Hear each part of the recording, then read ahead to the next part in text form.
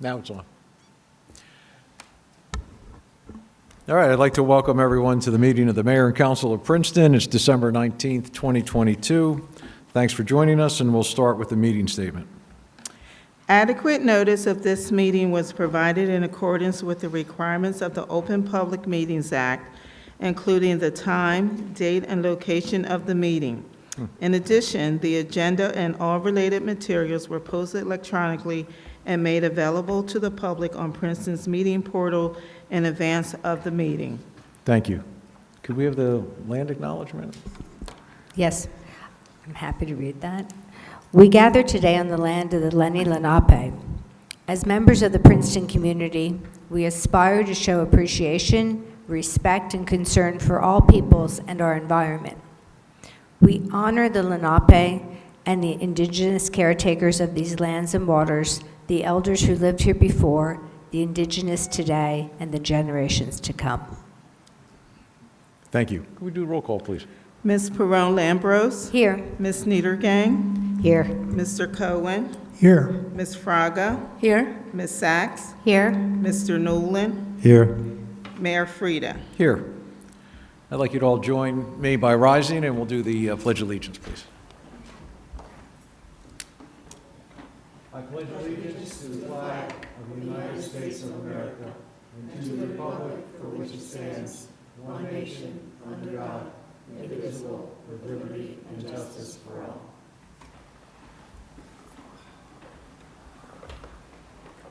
Okay, let's go to announcements. Any council members with announcements? Eve? That was so quick. Thanks, Mayor. I have a very positive thing to announce, which is that our engineering department, especially Assistant Municipal Engineer Jim Purcell and Construction Engineer Ian Baker, under the fabulous leadership of Municipal Engineer Deanna Stockton, have brought in 3 large grants amounting to a little bit over $2.1 million, a grant to improve Dickinson University and Alexander Street, a grant for Terhune Road, and then a grant to install bikeways on Cherry Hill. So that's a lot of money that our taxpayers don't have to come up with, and those taxpayer dollars can be used for other important things. So a big thank you to everyone who was involved in that. It's really a tremendous accomplishment. Thank you, Eve. Other, Leticia? Thank you, Mayor. Mine is not actually a regular announcement. This being the last full meeting of council, I wanted to take the opportunity to thank the many volunteers who serve on the boards, commissions, and committees, including some who are present here today from the Human Services Commission, that throughout the year, individually and as a body, contribute so much to our community to improve the quality of life of so many of our residents. And so I wanted to take the opportunity to thank everyone and also wish all of you and my council colleagues and mayor and staff very happy holidays. Thank you very much. Same to you. Other council reports or Leighton? Thank you, Mayor. It is indeed a pleasure to let the general public, municipal staff, and colleagues who probably already know that one of our own, Councilwoman Mia N. Sachs, was on December 15th awarded an Excellence Award by the Planning Association for New Jersey, the New Jersey chapter of American Planning Association. So I just want to acknowledge that and also say that as Mia is recognized, I would also like to recognize the redevelopment team, which consists of both David Cohen and also Michelle Perrone-Lambros for a job well done. This is a direct acknowledgement of the work that these 3 individuals, along with colleagues and staff and municipal engineers and everyone else, has done on our affordable housing plan. So hats off to a job well done. Congratulations. Thank you.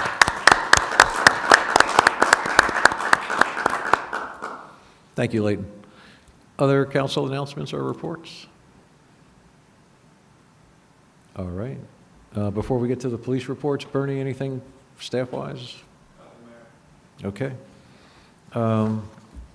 Chief, I think you got 2 reports, October and November. Anything you want to point out, or? Correct, Mayor. Tonight we have prepared for you the October and November police reports. The October report, was highlighted by our officers participating in a walk to school day, which took place on October 13th. That's a great day where our officers got into the community and actually escorted a number of students on their way to school. In addition to that, we did a coffee with a cop at a local establishment, Delicioso's. Great time for our officers to engage with the community. A number of people came in, met with our officers, and had some nice conversation. In addition to that, we had a very successful trunk or treat event, which took place here in the municipal lot.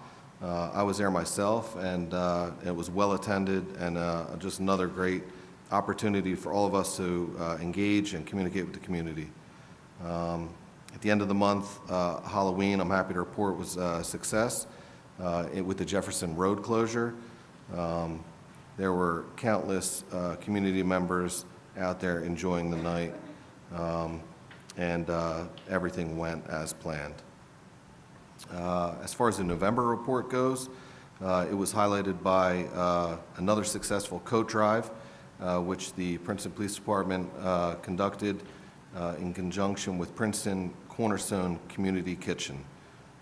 This is a wonderful event where we collect coats and warm clothing that's donated by members of the Princeton community and shared with needy members of the community. And in addition to that, needy people outside the Princeton area. We partnered with the Princeton United Methodist Church, as we always do, and the event was a huge success. Just quickly, by way of update, our promotional process for lieutenant is complete. On the agenda tonight is a resolution for promotions for lieutenant, sergeant, and corporal. These promotions were made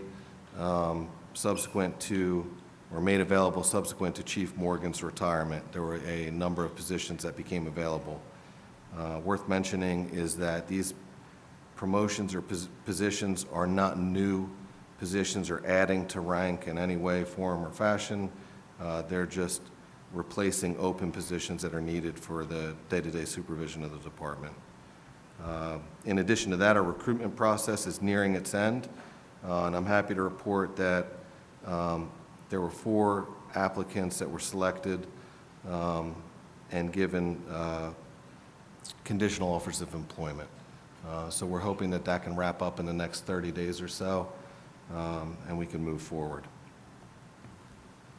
Thank you very much, Chief. Any questions of the Chief?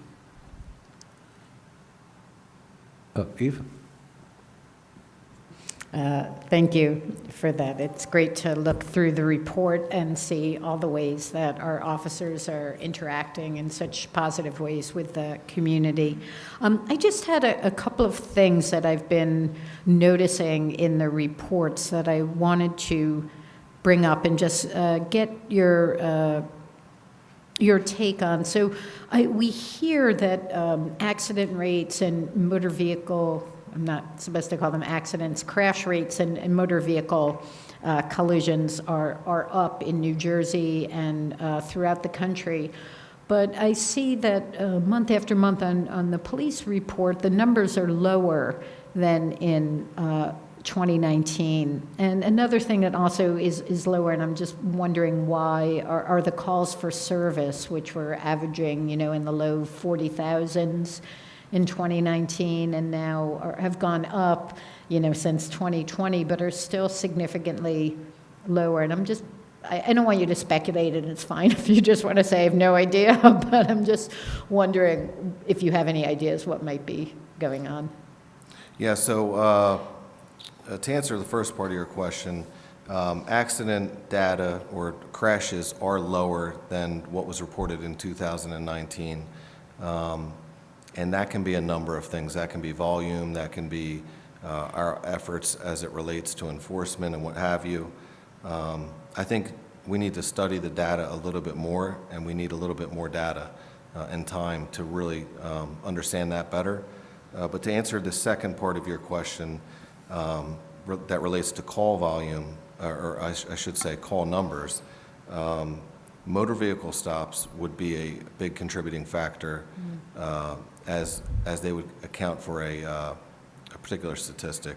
So motor vehicle stops have been down in previous years and are trending in that direction, which would contribute to a lower call volume, if that makes sense.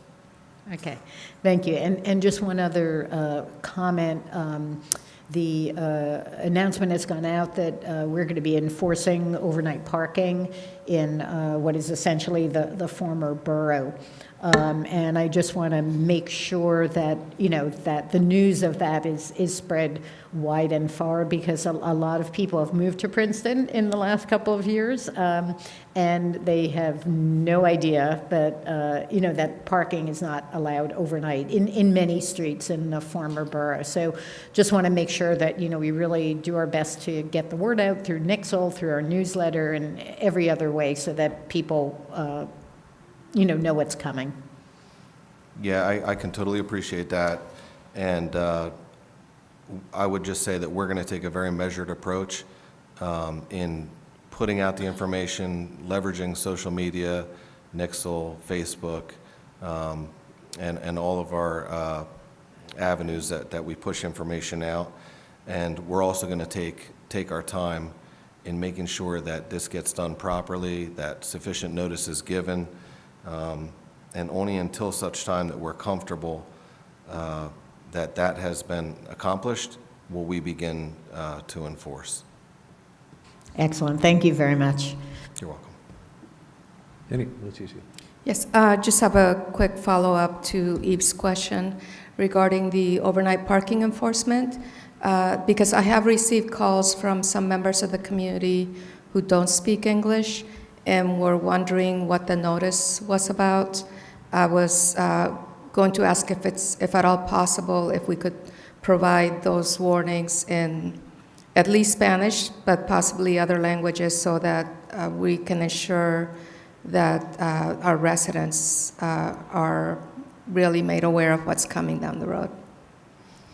Absolutely. I think that's completely fair. Thank you.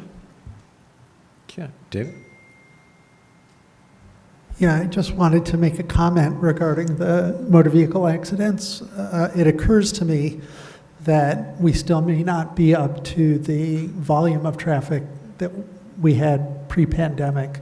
So I know this is not a police data point that you track, but if we can get information either from the Delaware Valley Regional Plan Association or GMTMA on vehicle miles traveled, that could be an adjustment factor that would give us an idea of whether we're really doing as much better as it looks like we are from the statistics. Yeah, just to clarify, I mean, I know overall in the country, crash rates are up, like in New Jersey and the country, I think 20%. So if our crash rates are not up, then we're an anomaly.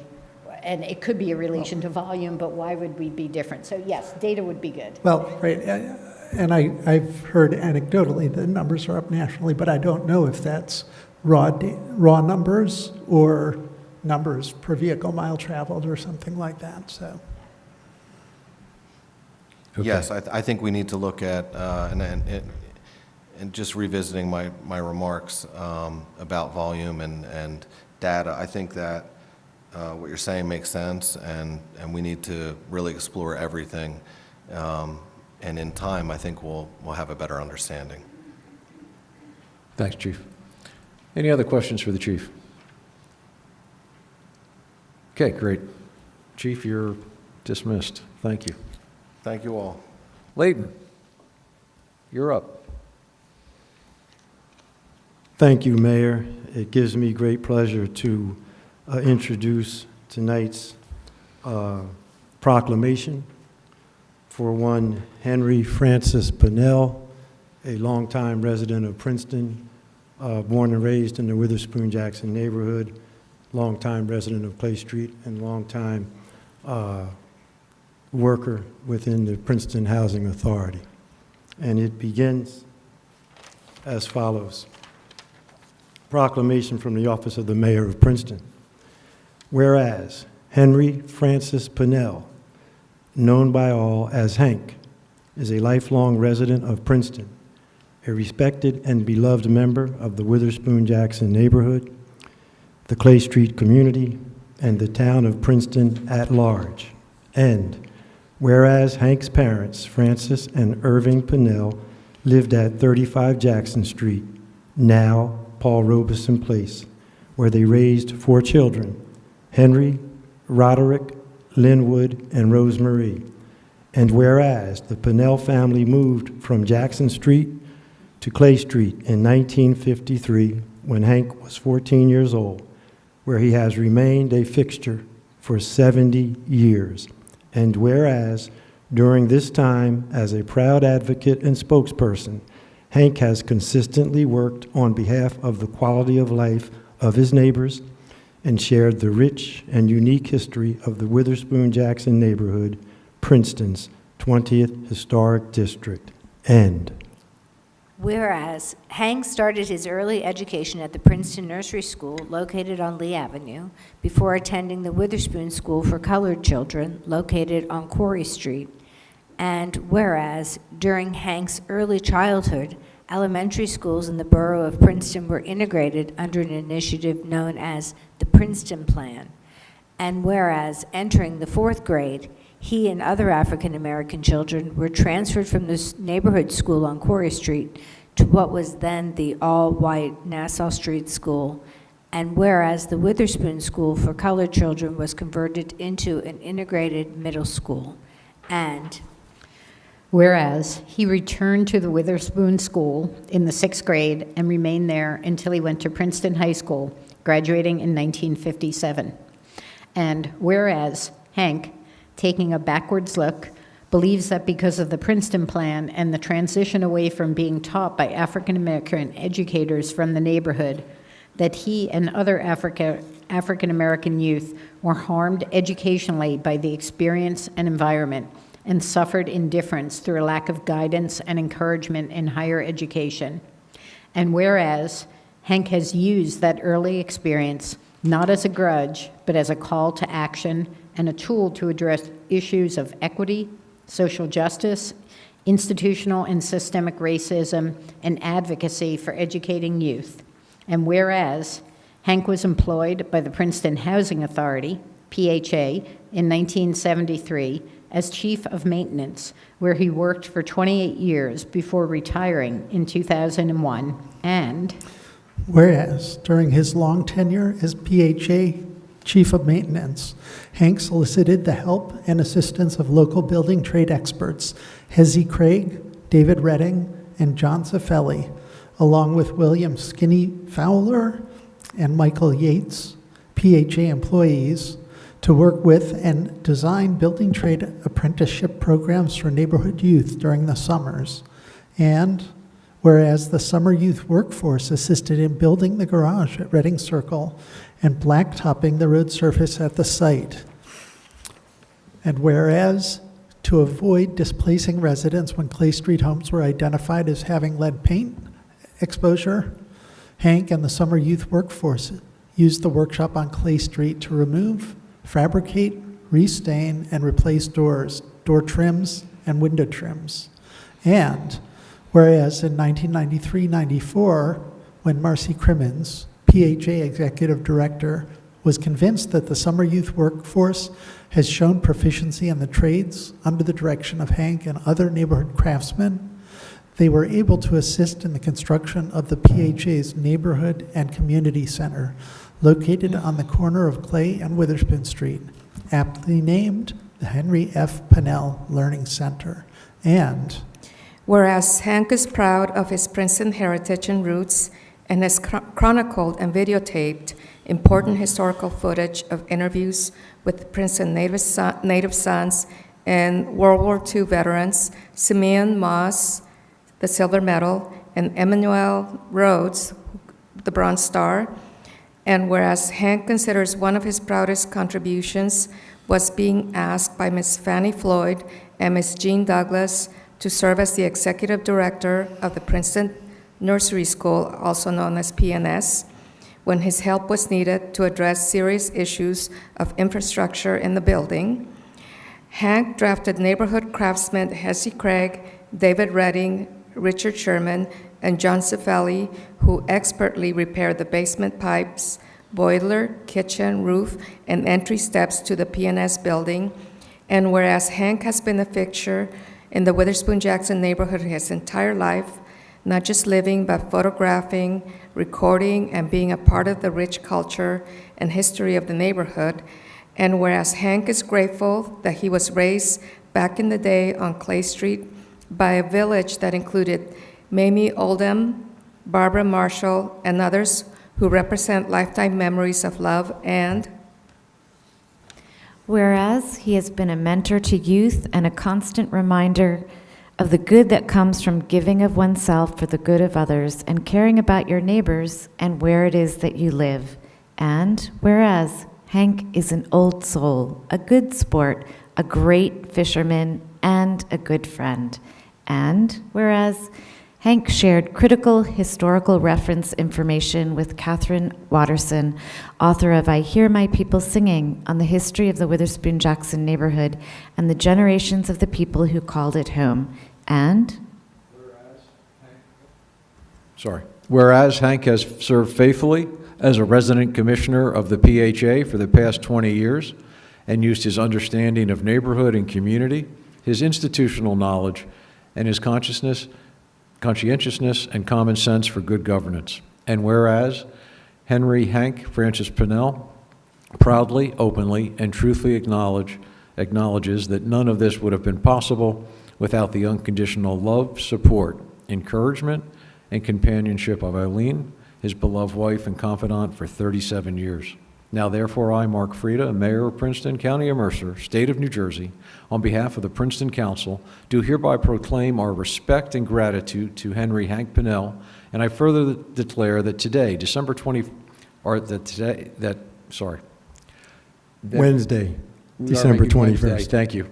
That Wednesday, December 21st, 2022, be known as Henry Hank Pinnell Day in the municipality of Princeton, and call upon all citizens to hail Henry Hank Pinnell's outstanding service to the Princeton community with boisterous cheering and sustained applause. Thank you.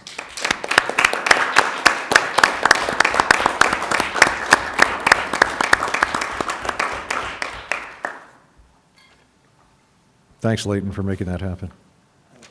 Thank you, Mayor. Sir. And council members, thank you. Okay, we have presentations, and first up is the Community Needs Assessment by the Human Services Commission. Okay, thank you, Mayor and members of council, and all here today for allowing us to present. My name is Rhoda Jones. I'm the Director of Princeton Human Services. With me today is Dr. Oscar Torres Reyna, who is the Head of Statistical Services for Princeton University's Economics Department, as well as Veronica Olivares Weber, who serves as Chair for the Princeton Human Services Commission, and Erica Dagliao, who serves as Vice Chair. Tonight, we'd like to take this opportunity to present to you all the Princeton Human Services Commission Community Needs Assessment. But just before we begin, thank you. But just before we begin, I would like to take a moment and just also say a big thank you to the Princeton Research Center for developing our survey, as well as the many community partners who participated in our assessment, and our commissioners who worked diligently and timelessly on the research, and Dr. Torres Reyna for providing the analytics you'll hear about tonight. The commission conducted this needs assessment between 2020 and 2022 to examine the needs of Princeton's low-income residents during the height of the COVID-19 pandemic. Using data gathered from service providers, the needs assessment will describe the way in which Princeton organizations came together to address the most pressing needs of our low-income community members.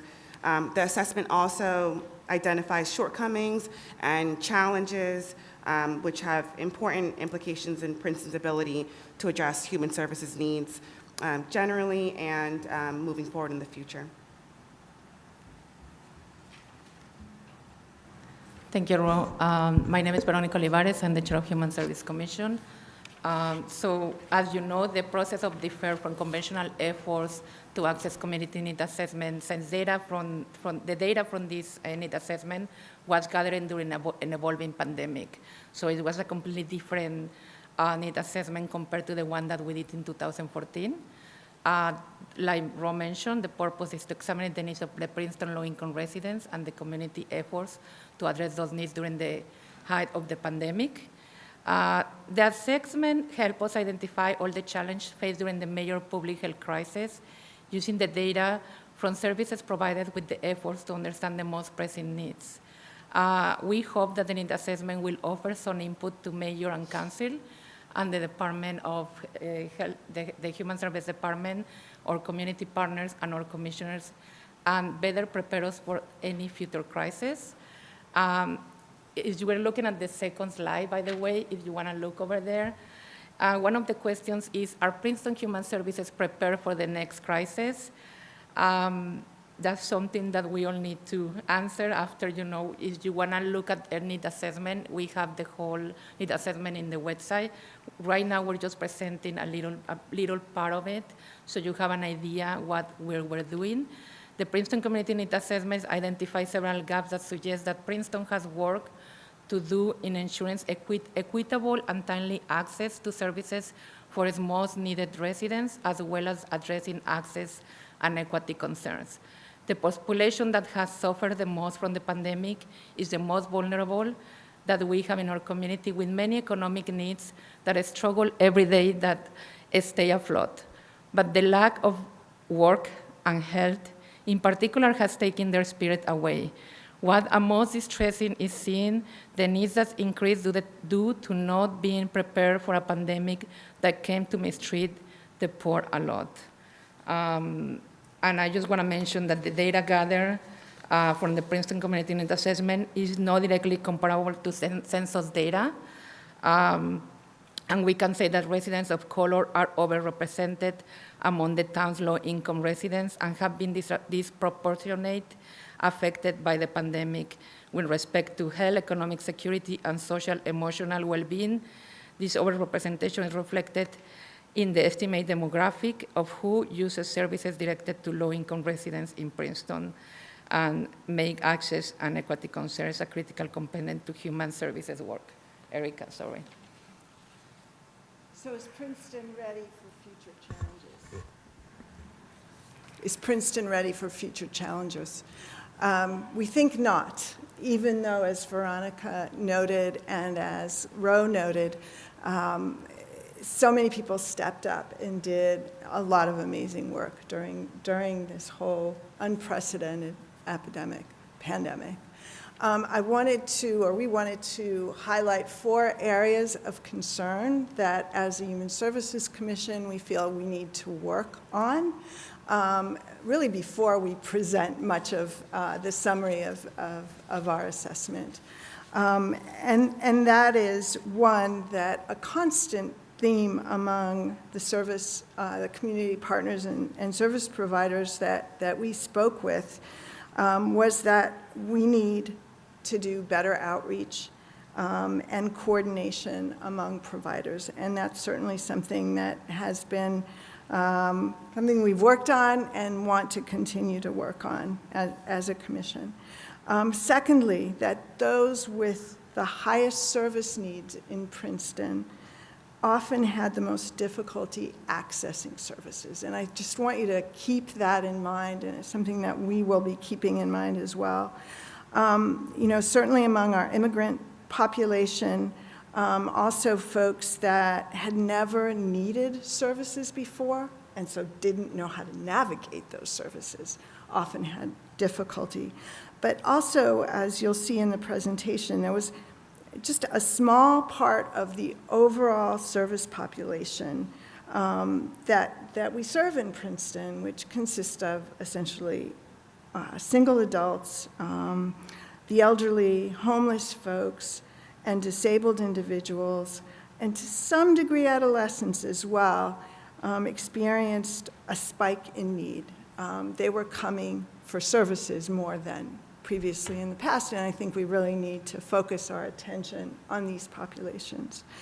Finally, I think we recognize that those with the least resources often have very little recourse in coping with the trauma that this has been for all of us, really. But, and we must work to ensure that social and emotional supports are available and accessible in Princeton for those that have the most difficulty getting those kind of services. And I'm talking about both soft services, cultural and recreational activities, but also mental health services for folks. And then in slide number 4, here you can see the timeline that explains the process of the Princeton Human Services Commission Need Assessment. First, we conducted a series of listening sessions with the service providers to explore the community need during the pandemic. The listening sessions were covering conversations from basic to low-income households, to needs of children and youth, to overall mental health and wellness that help us understand a broad picture of the intersection of these needs in the community. Followed by the survey that was conducted in February to March 2021, it was composed by utilizing, it was divided in 2 parts. Part 1, an organizational component focused on utilization and demographic of the population served. And part number 2, an inventory of changes in services, needs, and provisions. After the survey was analyzed, we follow up with the presentations and discussions, and with community partners to talk about the results and potential strategies to address the community needs. Lastly, from April to May 2022, we also did a follow-up survey after that to seek the input of stakeholders and service providers who may not have been able to attend the listening sessions. Overall, 40% of our community partners indicated that some increase in demand for services in the past year, and about 1/3 of the respondents indicated a significant increase in demand, and nearly 45% of respondents reported no change in accessing and slightly over a third reported access to needed services. As more difficult services as more difficult for their clients. Both levels of demand and access vary considerably within category of services, but for individual organizations, mostly the housing organization, stability housing, mental health, and refugee resettlements and social justice told us that they have an increase in users. So, in the fall of 2020, when we're all still really suffering from the shock of this pandemic, we brought together service providers over the course of 4 months, 3 months, to talk about these various issues, from economic insecurity to housing instability to basic needs to employment and childcare to children and youth well-being to mental health, spiritual health, addiction, and well-being. Over 50 community partners from 31 different organizations participated. I think the most important thing was to bring everybody together and to start talking to each other. And it was all on Zoom, obviously, because we couldn't get together directly. But it was also a way of hearing about what was going on in our community among our low-income residents, because these folks had the stories, they had the data, in a sense, and they shared with each other. So that was really important. But we also came to see that it was critical for us to try to wrap our heads around this and to try to get some quantifiable data together. So we started working on a survey, which Princeton University Survey Research Center, which had also, I think, participated in the community assessment some years ago, put it together, distributed it for us, worked with us right along the way. And so we were able to expand out to other service providers and to try to put together some quantified data. And I will turn it over to Oscar Torres Reyna, who did the analysis. We would never have been able to do it without his help. And he's going to give you a summary of the survey.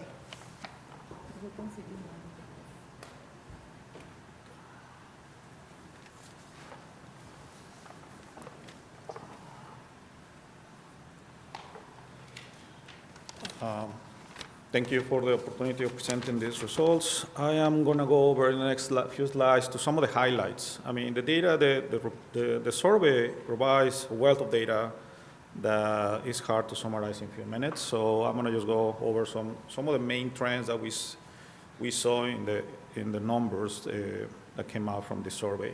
So the first one is the slide number 7, if you have the presentation in front of you, talk about the trends, right? So what happened in the pandemic from the perspective of the providers. So we can see, and if we take into account the first 3 months, January, February, and part of March, we can see, we think about that as a pre-pandemic trends. We see on average the providers that participate in the survey help or provide service to around 1,700 people up to that point. Then now the pandemic came, and then that went down to around 500 for the rest of the year. That happens also to most of the other services when we categorize the service by different types, except for one. So we can see that the one that actually went up since March all the way to May was food insecurity. So you can think about this as the shock that the pandemic had on the needs of the community. So Excuse me, Oscar, can I just clarify? Is the all services really all services except food insecurity services, or is it inclusive? This is all services. Okay. Yeah. So this one we are comparing the trends overall against just the trend for that particular one, including that one. In this case, we can definitely do the other ones, but food insecurity in the previous pandemic, basically January, February, has on average about 500 residents servicing. After the pandemic, it went up to 1,500. So that was kind of like a shock in terms of the pandemic. That this period of time, kind of like you can think about probably the second quarter of 2020, is during the lockdown, right? So that's the immediate shock, and then it went down to 500 cases in total. So that's basically the trend. If you want to think about what was the impact of this pandemic overall in the entire services, yeah, it had a dip there in the trend, but one of the services that stand out comparing the overall with this one, including that one, even with that included, it has a higher impact, right? So food insecurity is pretty much the one that shows a bigger trend, and that kind of correlates in the slide number 8 with individual services that were provided for the community, which is food, right? Helping getting enough food in some communities. So the individual services, the survey analyzes or kind of checks 56 individual services, and out of all of these 56, food was at the top as individual service provided, and within that line, those providers participating in the survey, 53% somehow provide the service either directly or refer to other organizations. So that's the highest one. And the second one is children educational expenses and enrichment. So if we think about this, if we aggregate this in terms of categories, if you want to think about, okay, so we have a pandemic, we have an emergency or crisis we never had before. So what will be the categories that we have more pressing needs? And according to these providers, we have education, basic necessities, and social and recreational and cultural activities. Food is basically part of the basic necessities, right? In the basic necessities, food is pretty much the one that actually stands out as one of the most needed categories. You can see in the graph also on the right, which basically what by category, that even though the providers, as Erika mentioned before, they did a wonderful job trying to help the community, still about 1/3 just directly provide the service or refer the service. So the needs is not, we're not talking about 100% of coverage here. So if we go to slide number 9, tell us about a different trend. So it's not just the trend in terms of services and what kind of services were provided, but also the composition of what those providers actually focus or target. The survey asked about the composition from 2019 and see how the change was up to 2020. So we can see, for example, that there is, out of this chart, this graph, we can see a significant change on the groups that form older adults, disabled adults, and homeless individuals, which are the three at the bottom of the graph on both 2019 and 2020. If we add those percentages, and these percentages are not exactly the percentages that come from directly from the survey, because the survey asked the questions separately, so we have to take an average of that and then rescale it to 100 so we can see kind of like a fine-tune the trends between to compare the 2 years, because the samples are different on both sides. So to standardize that, we added to 100, scale to 100, and then we saw the trends. So if we add older adults, disabled adults, and homeless individuals, 70% of those were covered by the organizations in 2019, and that went up to 24% in 2020. So that's a 7% change in that scale. Obviously, that came to the group that forms family with minor children, adolescents with young adults, and single adults went down. But those who were more affected by the pandemic, and you can use this data to kind of have an idea of who is more affected by situations like this one, is definitely those three groups at the bottom of the graph. And that's a significant change. Whether we can talk about marginalized groups, we can also talk about in other parts of the survey, we think about the providers actually mentioned that 68% of their clientele is low income, 25% are undocumented. So there is might be some additional findings there that you can conclude in there. So that's the composition. So we have the trends, right, over time, what happens during the pandemic. We have which services were the most needed. We have that composition of services.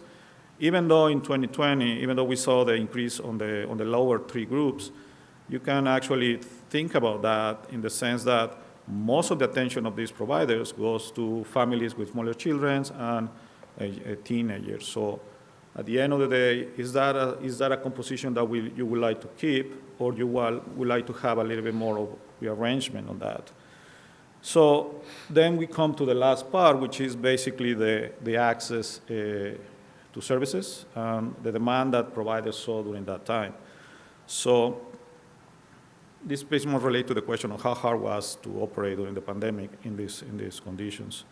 So we saw, in terms of demand, the column on the left, that's titled demand, shows that the providers are sort of like divided in terms of how they felt the provision of the services during that time. So 50% don't see really much change, or the other 50% actually saw some change. Within those 50%, 30% actually saw some increase. And within those that saw some increase, you can see that 53% are actually found that their clientele or people needing the services have a hard time finding them or accessing them. Those who found a significant increase in in providing the service or in demand, which is 20%, 75% of those found that, or they felt that people needing their services have a more difficulty finding that. And if you look at the little square on the right, you can see that the overall survey responses for more difficulty in access is 39%. So basically 53% and 72% compared to that 50 overall, 39% overall, kind of tells you the story that basically provides some sort of like support for, in order to answer the question whether the town and the providers that do those services are ready for another situation like this one, like the pandemic, right? Is Princeton ready for another pandemic, or is Princeton ready for another emergency like this? Probably not. And in terms of policy response, probably the goals here will be to reduce those 53% and that 75% that we see within those who provide services and found some increase, to see if we can lower those two bars and then probably increase the bars on the less difficulty or not change in access at the end. So basically, there is some issues related to how to make people, or how to reach out to those people in need during this pandemic. Oscar, Yep. do the organizations that saw the increase in demand sort themselves into specific categories of services? Like, do the ones addressing food insecurity, are they the ones that saw the big increase, or is it sort of random across all of our service providers? Yeah, the way the survey was asked was basically, they asked all these battery of questions, access to services, provided services, and all that, at the same time per service. So we can see, for example, we don't have this because we didn't have time to actually show this, and also the numbers are very small. But if you go into the full report, you can see a section that has heat maps, in which we combine pretty much all of those variables into one per service and per category. And you can see, for example, if I remember correctly, the line for food is at the top, is one of the tops in terms of accessibility and high demand, right?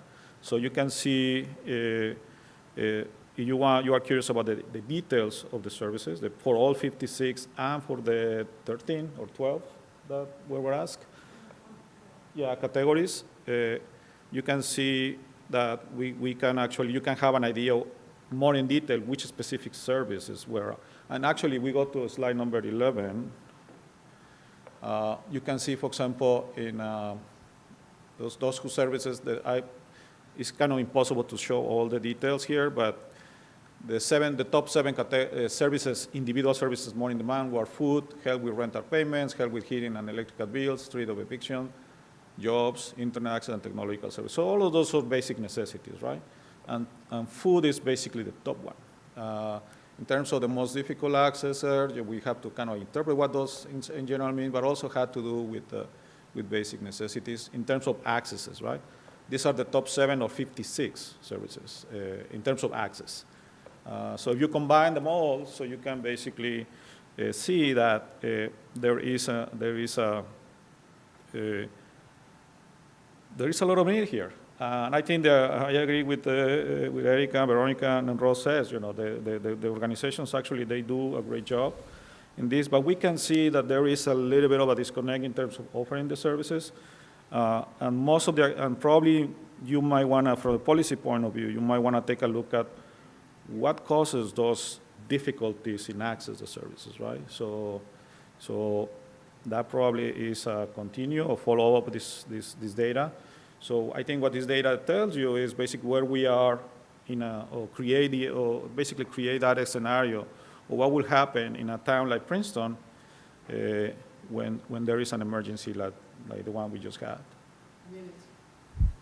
It's very interesting to me that there's almost no overlap between the services with significant increase in demand versus the ones who had trouble getting the services. And what I'm noticing is that, we were pretty keyed in to the ones with significant increase in demand. So, you know, to the extent that I was involved with figuring out, or, you know, how to get rental assistance or to get food assistance and stuff, there were the internet service, right? Obviously, big increase in demand because everything was happening online. So it's encouraging in a way, because the things that had the most increase in demand, I think we were most responsive to, because we were aware that there was the increase in demand. And the list on the other side, the things that people had the most trouble accessing, are the things that weren't on our radar, but could have been. You know, like getting car repairs, you know, you stop and think about it, or home repairs, and it's obvious that service providers aren't wanting to go into homes when people could be contagious and stuff like that. But we weren't really focused on that stuff, even though. I think it all goes down to the bigger picture in terms of the categories. Basically, what you need is to focus more on basic necessities and educational access, because, you know, the access to technology, for example, for many families was difficult, the transition. Mm-hmm. So I think, yeah, so there is room for that. And I mean, these are just the 7. I invite you to see the whole list in the full report, where you can see that actually food is there also on the demand. It's a little bit probably the top 10 or top 20. But yeah, so I think one of the lessons here is to take a look at the details, but also take a look at the bigger picture, right? So in terms of, like, if you see the graph, the previous slide where we see the services, only a third of the organizations provide some of those services within those categories, right? So is that good or not? I don't know, right? So you have to start thinking about that, and how is it that they coordinate those services? So they did a great job in trying to help everybody, but still there is something there that maybe we need 50%, maybe better coordination. What worries me more is the graph that we saw in the previous slide, in the slide 10, which is the demand access. That even though those who found slight increase in demand, they found, compared to the entire survey or all the other providers, a higher level of difficulty in making their services accessible to those people, right? So the people that. Well, and understanding how that chart relates to this list is really puzzling, because, right, you know, on that chart, you were saying the increase in demand resulted in a great increase in difficulty getting the service. But here we're seeing the top 7 things where there was the greatest increase in demand. None of them are on the list of things that people had difficulty accessing. So I think there's a lot of detail involved in trying to figure out what these 2 pages taken together tell us. Yeah, you should be. Yeah, but we should be probably careful in terms of, like, going too much into details, saying, well, there is access, because there is food is not on one of the tables, but it's one in the demand, but it's not in one of the access. Well, we see that there was an immediate. If you correlate that with the first graph that we saw in terms of the trends, so the response to food was immediate, right? So there are like 7 organizations that actually provided help for food insecurity, and they actually increased their demand. They actually said we had a lot of people coming out for help, so they actually did it.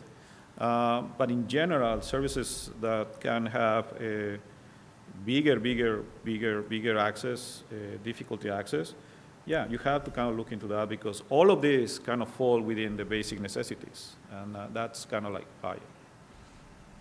But that's for you to decide whether, from a policy point of view, what to look for and what to focus. But I think. So all the detailed information is in the report on the website?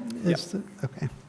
So that's good. I would probably also just add that this was a really difficult analysis, because if you think of the very different kinds of organizations that are in Princeton, the people that they serve, how they keep track of all of that, and the pandemic. And we had organizations that did so many different things, and what we were trying to do is get a picture, kind of a global picture of what was going on. So I think you have to keep that in mind for a survey like this as well, and certainly if you get a chance, look at the bigger report and look at those heat maps, because they really can, whoops, sorry about that, really can make you think about stuff, I think. Can I just Also, ask a quick question in terms of Yeah. understanding some of the data? So we were talking about each organization kind of was an equal weight, for example, housing initiatives of Princeton and Corner House are each one organization. But organizations are different size. One organization might have 20 people who work there, another organization might have 3. It wasn't clear to me whether each organization is the same weight, or was there some, well, you've just got, in terms of understanding the data right. better. Well, for Yeah. example, you've got the organizations from the Board of Ed and school organizations who do kind of different work, but have also an important reach out to low-income communities as well, and particularly during the pandemic, right? And so their population is in the thousands. And then you've got organizations that serve a smaller slice of folks because they're more specifically oriented. So trying to juggle all that, and I'm not going to say how Oscar was able to do it, but he really arrived at giving us a good picture of that stuff. I mean, it was really difficult to do that. Yeah, and I think, yeah, I want to just- add a little bit, because you need to keep in mind that, we're talking about the need assessment, how we conducted, how we did the true listening sessions, how we utilized 2 surveys to be able to gather this data. So we needed somebody who was able to analyze and who is an expert in, to be able for us to kind of put it together, because, like you say, there is like you can misinterpret the data because some organizations serve more population than others and have more services than others. Like Oscar said, some organizations have like a tier of the services that the community needs, right? And then the other thing that I wanted to answer to David's question about like whether we did good during the pandemic. Yes, actually, we are not prepared, but we did amazing in terms of rental assistance, because we all know that we have over 400 neighbors who we were able to help through an organization that we partner and through Human Services, and we also have a lot of food insecurity organizations who were on top of things. I just want you to remind you that this is more related to listening sessions, the surveys that we put together, and for us to better understand how we can collaborate with the community partners and how we can do better and where are the gaps in services. I think it's kind of complex, but at the same time, it's better for you to look at the whole report. But given that we didn't have enough time to present, we didn't put all the information in this presentation. Right. I guess also 2 things. One is that each part of this assessment, which took a couple of years, right, happened at a specific time during the pandemic. So it's almost like a history of how Princeton responded as we went along, starting with those listening sessions when there was really not very much of anything, and a lot of organizations pretty much had to shut down, figure out how to go to teleservices, drop stuff off at people's doorsteps, and we all kind of remember what that was like. And when we did the survey, it was sort of a different time. And we would consistently go back to our community partners and have Zoom sessions and explain where we were, along with this part of the assessment, et cetera. It felt like we were never done because it kept changing. Government services came in and helped some people, and then they were withdrawn, and then, things kept changing. So it's sort of this dynamic, evolving pandemic that we were trying to, it's not like your normal needs assessment. right? Because it's not static at all. So I think that's a lesson for us as well, because we were kind of working with that as well.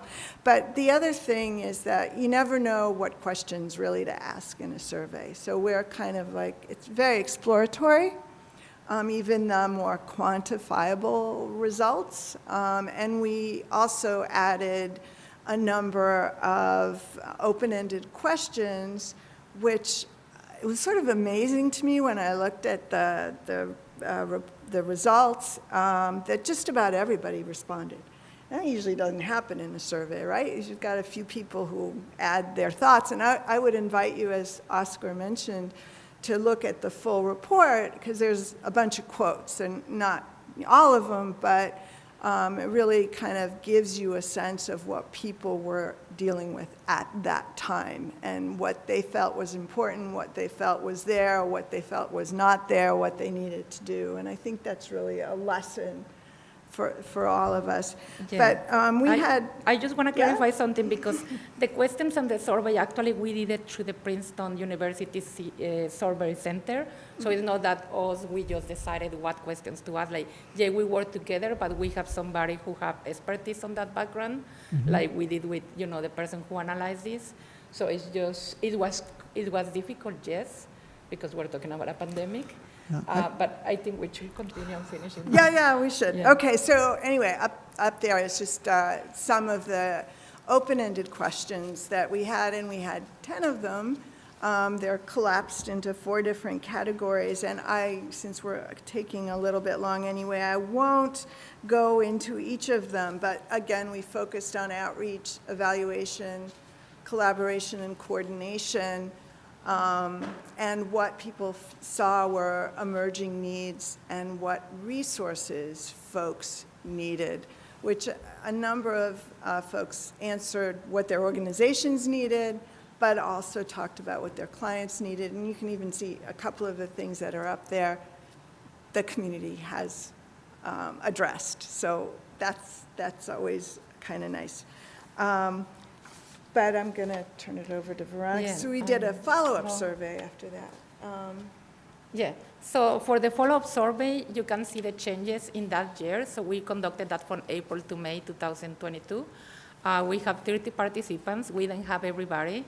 It was to improve outreach and inter-organizational and coordination. We conducted a different survey after to supplement the data that we already have, because we wanted to see what happened after, right, with the community partners.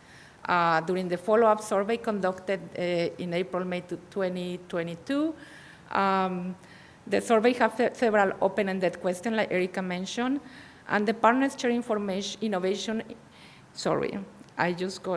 because I was speaking too fast. The partners share innovation in outreach strategies. However, services access aggravated and become a new sources of inequities.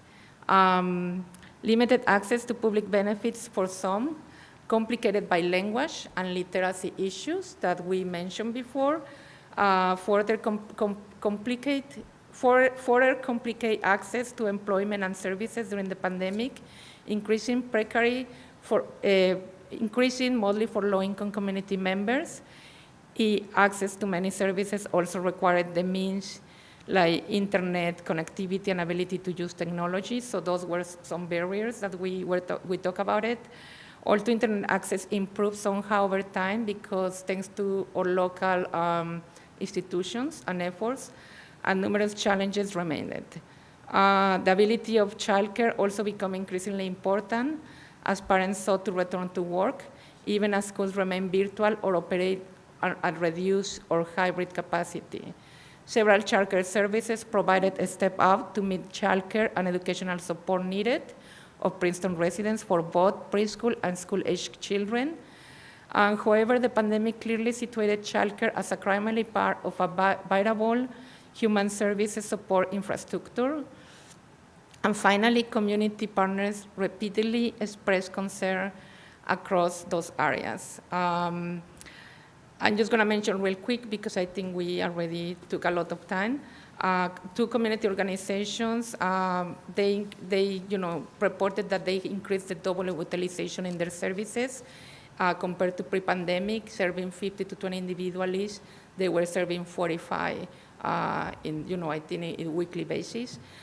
We have the food insecurity organizations moved to serving 500 to 1,400, which is really over the double. And on health concerning and social support, 5 organizations provided evidence of a drop in services for over 450 individuals served in January to less than 380 by June. Recreational services, we only have one partner who actually told us that the number of individuals served on the spring prior to the pandemic was about 500, but during the pandemic was 3,500. In education, we also have people collaborating with us from the Princeton Public School, as well as child providers and the Princeton Public Library. And those entities include some the information that gave us was they saw a drop in their programming for 4,500 served at the beginning of the year to barely 600. So, yeah. So Which was that? Which service or which organization? We put together the 11 organizations related to education. So it's like, you can see it in the whole presentation because I don't have the data in front of me. Uh-huh. Yeah. I'm just giving a few of how. That's a big drop. In terms of, putting it together by education, housing, food insecurity. Mm-hmm. Yeah, that's a big one. So in terms of the follow-up survey, maybe just go back to the other one for a second. We didn't have as Veronica said, we didn't have full participation, but of all the organizations, but these are the organizations that participated that are up there in that survey. And it was, I think, good to get a sense of how things were now. So, I'm sorry, can you explain what the scale is for the length of these bars? It's 0 to 7 somethings. Well, right, because there were only 30 participants. So if you add it all, survey. This is the second survey. Yes. Survey just this past April that we wanted to see, well, have things changed for you? Has demand increased? Has access gotten better? I'm just having trouble reading this bar chart. What is this telling us? So there were, say, 7 organizations that were other. There were 5 organizations representing food and nutritional assistance, 5 representing housing authority, housing staff.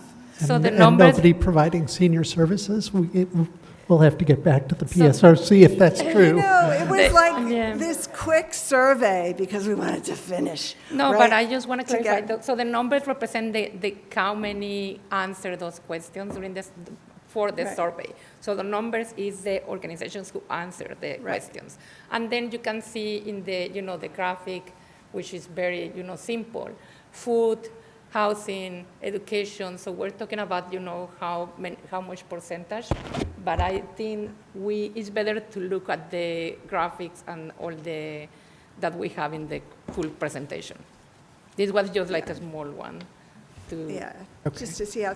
But I think what's interesting in this one, right, is in responding to the question, there were like 10 questions on this survey, and one of them was, how has your demand for services changed? And another question was, how has access to those services changed for the people that you serve? What's that access like now, right?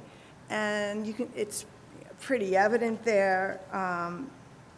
Not much different for most folks, but what we saw in looking at who responded to those questions was that there was a heightened level of demand combined with decreased access by a small number of organizations, and they were mostly the ones that provided housing stability, mental health, refugee resettlement, those were the immigrant organizations that responded, and social justice. So organizations that self-identified as providing those services felt like, whoops, demand up, more difficult access for their clients. So it's another something to look at. And I think it parallels in a sense. I'm not sure statistically how connected it is, but it parallels for me this notion that we do a pretty good job overall in Princeton, but for certain folks and certain needs, we gotta look at it a little more carefully and see how we can improve. And these are the results from the second survey? The last two slides that we were presenting, yes. Yeah. Yeah. It's interesting because in the one that Oscar presented, the increase in demand, 50% of the organizations said no change. And then about 50 total said big change. Here, it looks like it's less than a third said that there is no change. And like 2/3 or more are saying that there was a change. Yeah, but we also need to remember that not all the organizations participated in the second survey. Mm-hmm. So we don't have the whole data for that one. Okay. And Ro? Okay. All right, so next steps. As we look to apply what we've learned from the assessment, the Human Services Department is going to look to develop and enhance communication and facilitate collaboration between our community partners. So one of the tools we'll look to implement is Basecamp. And Basecamp is primarily a project management tool, but we'll utilize its communication platform so that we can invite all of our community partners to be able to share information regarding their programs and their services, their events, and in real time also be able to ask one another questions that will allow them to serve their clients in the moment. Another effort we'll make is to digitize our service directory. In this way, we'll make it more accessible for all community members, and it'll provide an easy, accessible guide of information and resources at folks' fingertips, as opposed to our big, heavy manual that we have in office at this time. Do you want to go first? Up to you, Lei. Well, I'll just throw it in and then Veronica I can end it, yeah. Kind of like cap it. But I think we've recognized just how much concerns with mental health and well-being have to be an integral part of our human service work as we move forward. And I think we've taken steps within the commission to begin to address that in the context of other human needs. Yeah, so the Human Service Commission has actually reorganized the whole, how we work. So we're focusing on, what have we been working on, mostly on the need assessment, and where are we going. So the needs have changed. So now that we have identified those, our subcommittees are focusing on the work of what we actually need to be working on. So rather to having 6, 7 subcommittees, we have 3 or 4, where all our commissioners can focus on that work. We have also added, like Erica said, mental health and well-being to our areas of concerns. We have 2 social workers in our commissions, which we're very lucky, including Erica. And one of the things, thanks to the need assessments, we identified all the gaps, and we're going into that direction, which is great, because we're worried about having a more equitable and timely access of services for its most needed residents, as well as addressing access and equity concerns. We will continue working with community partners to facilitate problem solving, joint outreach, and coordination efforts to reduce or eliminate services gaps and access issues for underserved populations and our general community. And we don't have an ask. For us, we're not asking for any funding, so you should be happy. But I think right now, because we're focusing really how do we reorganize the work of the Human Service Commission, how do we work with the Health Department, how we collaborate together, how we are moving into that direction of continued collaboration with our community partners.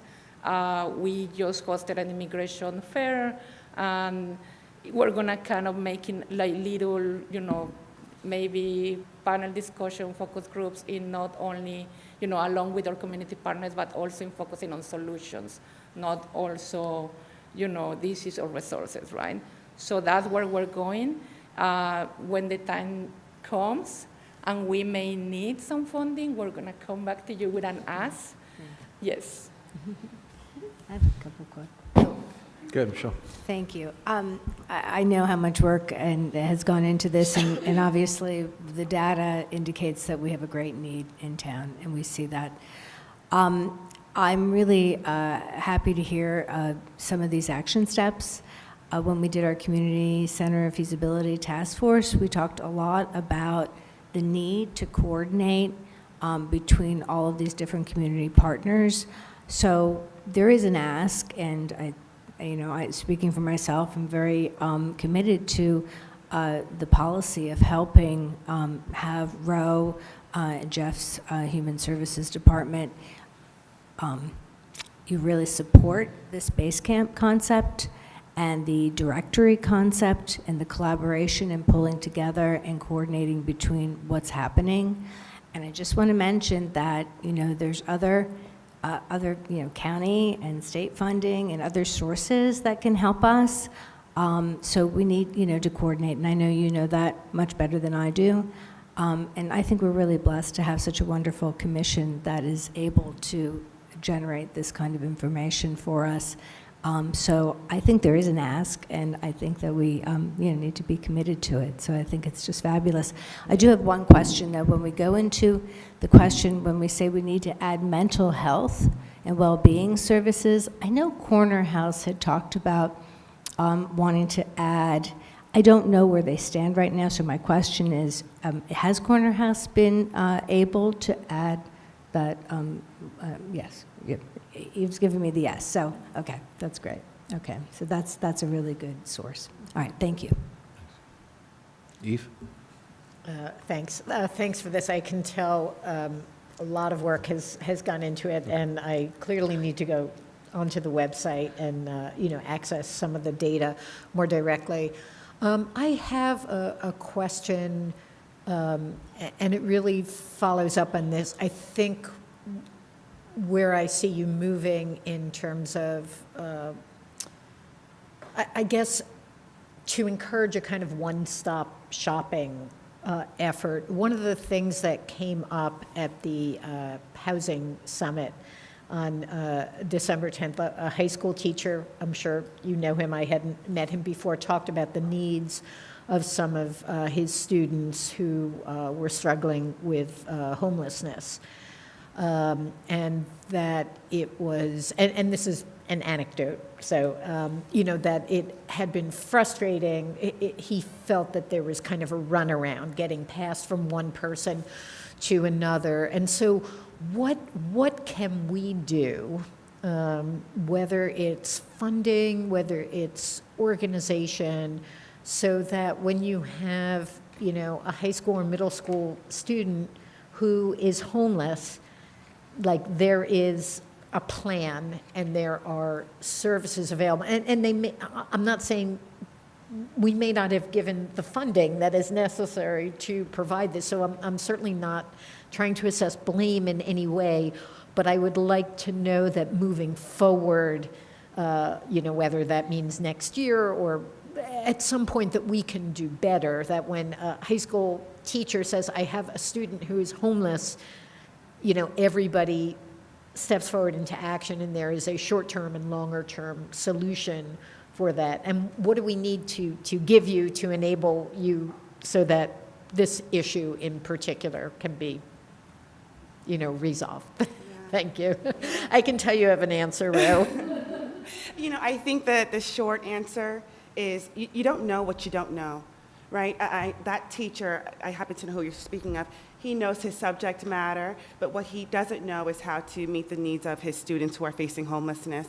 And so my hope is that, with this platform, he can ask that real-time question, and we can send him a list of resources. This is everything you can do regarding, addressing or preventing homelessness, for that matter. So I hope that Base Camp helps to address some of that. And I think also what we learned from doing these listening sessions is that people would come together and share resources, and I think we need to do more of that. The immigration little fair that was organized, you know, we need to bring together some folks from schools and other resources so that they can collaborate. And that's sort of an ongoing process, right? And I think that Base Camp can facilitate that, but you also need the human touch along the way, and hopefully we can. Yeah, but I get just, going you on know, that. I think, you know, the resources, having the resources available is great too, but also, I mean, because we're focusing on this presentation, we're not talking about these other issues that we have in the community, but certainly we're not ready. We have been talking about, you know, we don't have transitional housing when these things happen. How do we address these issues? So when I say we don't have an ask, and then, you know, Michelle, you know, talk about the community service, community center, you know, in our mind is to, first we need to really understand where we're going and, you know, to put together all our work. So I'm hoping in February, March, we will know a little bit more. And then from there, we're gonna move forward into what direction where are we going, right? But yeah, we also, you know, the ask is please keep supporting Human Services Department. You know, we have little staff, they have little staff, and the resources available for all the needs that we have in our community are really not enough. So just keep in mind, you know, given the results of the need assessment. Okay, we're going to get to this side of the, so we're Yeah. just going to go right on down the row. Sorry, I'll be brief. I want to first, I'm aware of just how much work has gone into putting this report together, so I want to specifically thank Veronica, Erica, and Oscar for volunteering your time to put this report together, and to Ro and the staff who have, since the pandemic and going forward, addressing the needs of our community. Ro, I know just one example is that you continue to work with the Food Insecurity Task Force to coordinate addressing food insecurity in our community. So it's just ongoing, and I just wanted to ask if you could specify for those who are interested in seeing the full report where where they can access it. Oh, boy. I can't exactly remember where, but I'll be sure to send you all a link and make it public for all. But it's on the Human Services webpage under, I think, community needs, and then you should see the report from there. Okay, thank you. And we have the 2014 there too, so you can see both. So I just wanted to echo a few things that my colleagues have said. I know this has been several years in the making and how much work you all have put in. And I think it is worth noting that there are many towns in New Jersey that do not have a human services department in the same way that we do, and that it was a fight in Princeton for us to keep our human services department.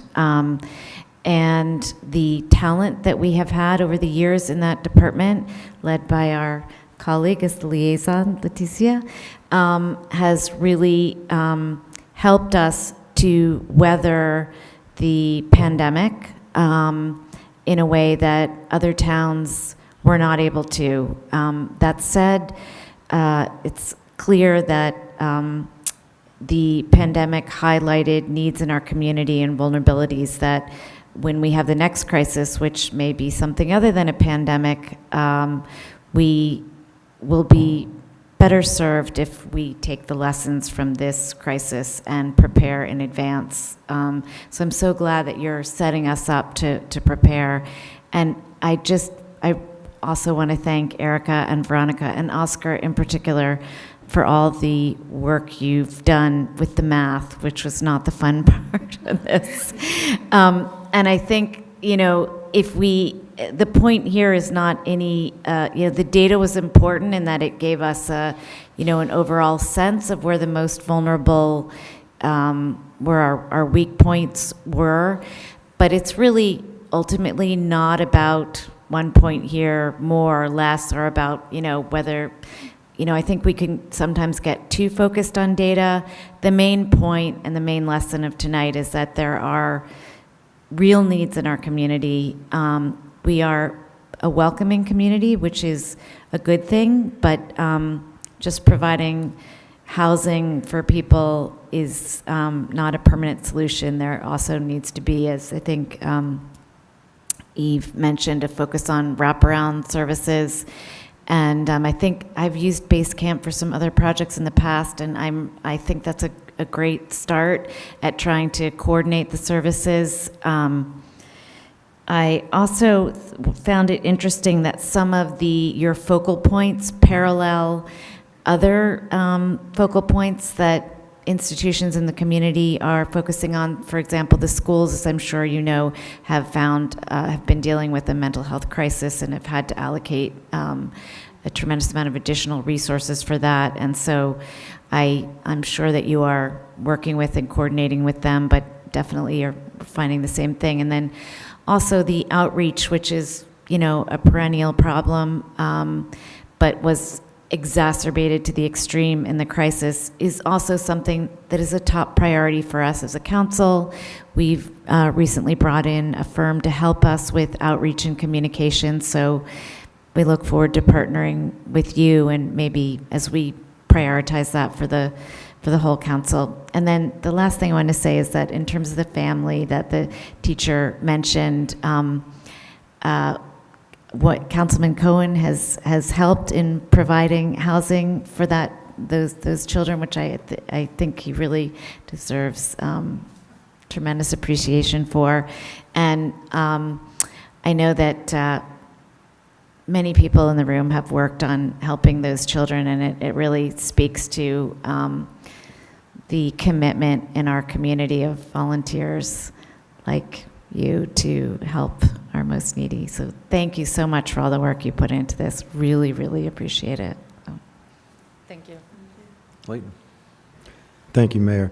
Yeah, just quickly, during the whole time I was listening, I just thought back about the pandemic, March 2020, and as we all know, help came from the hills. Help came from everywhere. Help came from the federal government, from the state government, from the county, from the local level. And I'm wondering if there's any way we could possibly follow this up with a SWOT analysis and take a look at how we may be able to extrapolate what and where our strengths were locally with our municipal government and with our local partners here.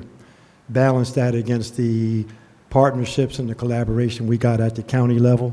And let me just say this now is very timely to take a look at the county and what we get from the county on any number of levels, in particular with regard to human services and human services needs. And to balance that, because it's certainly evident that we have great strengths here locally, and we handled the pandemic well. But the next time, we may not have all of the resources at the federal and the state level. And I think we would do well to look at our strengths here locally, take a look at the county, at the state level, DCA, all of the different entities that provide these types of services, and to be ready in collaboration and partnerships where we may not be as strong as we want to be, to shore those areas up now and get ready for the next pandemic or whatever other emergency there might be. Thank you. Thank you. I just want to mention that we are actually in our meetings, we have asked, Ro, usually we ask a lot of, if she has any numbers related to what kind of services they're providing, whether there is some data, and we're trying to kind of gather that data as well for those purposes. Okay. Sorry, David. Go ahead. That's okay. You figured I didn't have any concluding remarks because I talked so much during the presentation, but I actually also want to just really praise the amount of work that went into this and offer what I think is a constructive suggestion as you talk about planning for future emergencies, which are hard to foresee. If you haven't already, I would involve Mike Ye, who's our Director of Emergency Planning. I mean, this is half of his job is actually writing these preparedness plans for what do we do in case such and such happens. And I think he could be really helpful as well in making specific plans to be ready for the next pandemic, or, I think it was Mia who said, we don't know what the next emergency is going to be. Climate change is going to throw a lot of curveballs our way. And so thinking about all of the possible emergencies and trying to be prepared for them is going to be important. Thank Okay. you. Thank you very much. Thank Appreciate you. your time. Thank you for, listening and for your support as well. Great job, thank And you. thank you, Leticia, for your support as the liaison. Thank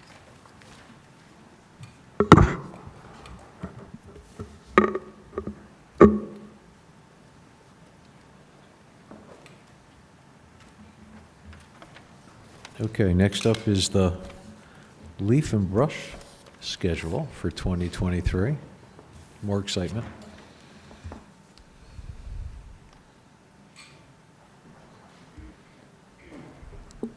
And in the pause, I just want to say thank you, Jeff, for doing a great job of heading up that whole side of the town. It's easy when you have a director like Ro, but I appreciate it. That's Yeah. their show tonight. I didn't see you because the back of your head is I was Okay. going to comment what a juxtaposition of topics from that to now leaf and brush collection. Good evening. I think in the past we have come to council in December to provide an update on the next year's leaf and brush collection schedule. It hadn't occurred for the last few years, so we wanted to reinstate that this year and also talk about both the highlights from this year and things we're looking as initiatives for next year. So some highlights from this year: Sandra Garrity, our community compliance officer, started in April. She's been very diligent in working with Public Works on leaf and brush compliance and also on the sustainable landscaping ordinance. She also works with Health Department and zoning to follow up on other community matters. We were fortunate this year, unlike in 2021, that the leaves, paid attention to the leaf blower restriction and all decided to fall before the December 14th deadline on gas-powered leaf blowers. So 2 updates there. We've got Christine Symington with Sustainable Princeton here as well. I don't know, Christine, if you want to come and do these slides.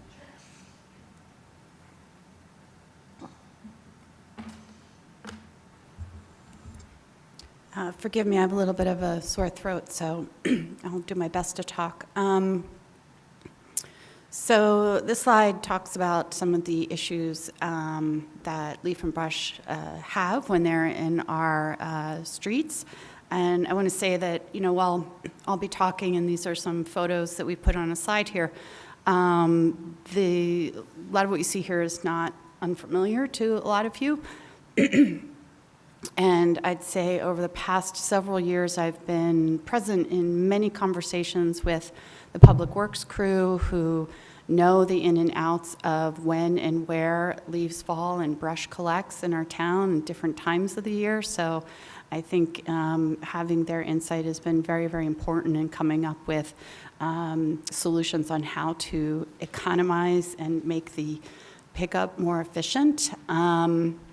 One of the concerns of having leaf and brush accumulate in the street, either by falling there or by being put there by residents or property owners or their landscapers, is that they create hazards. It becomes difficult to see around them if you're driving by and there's someone walking, looking to cross the street. It makes cyclists have to swerve around them and into the street. And so having them there is not optimal. There are stormwater issues as well. You can see in the photo there, this was a heavy storm in August. where someone had put yard clippings, so that isn't during the heavy leaf fall season. That's in the summer when people are putting yard trimmings, grass clippings and whatnot in the street for collection, and then you get a heavy summer storm and then it clogs the storm drains. And then there are the carbon emissions of the vehicles going around through almost all months of the year based on the current schedule, picking up and collecting the leaf and brush and taking it to the ecological facility in Lawrence.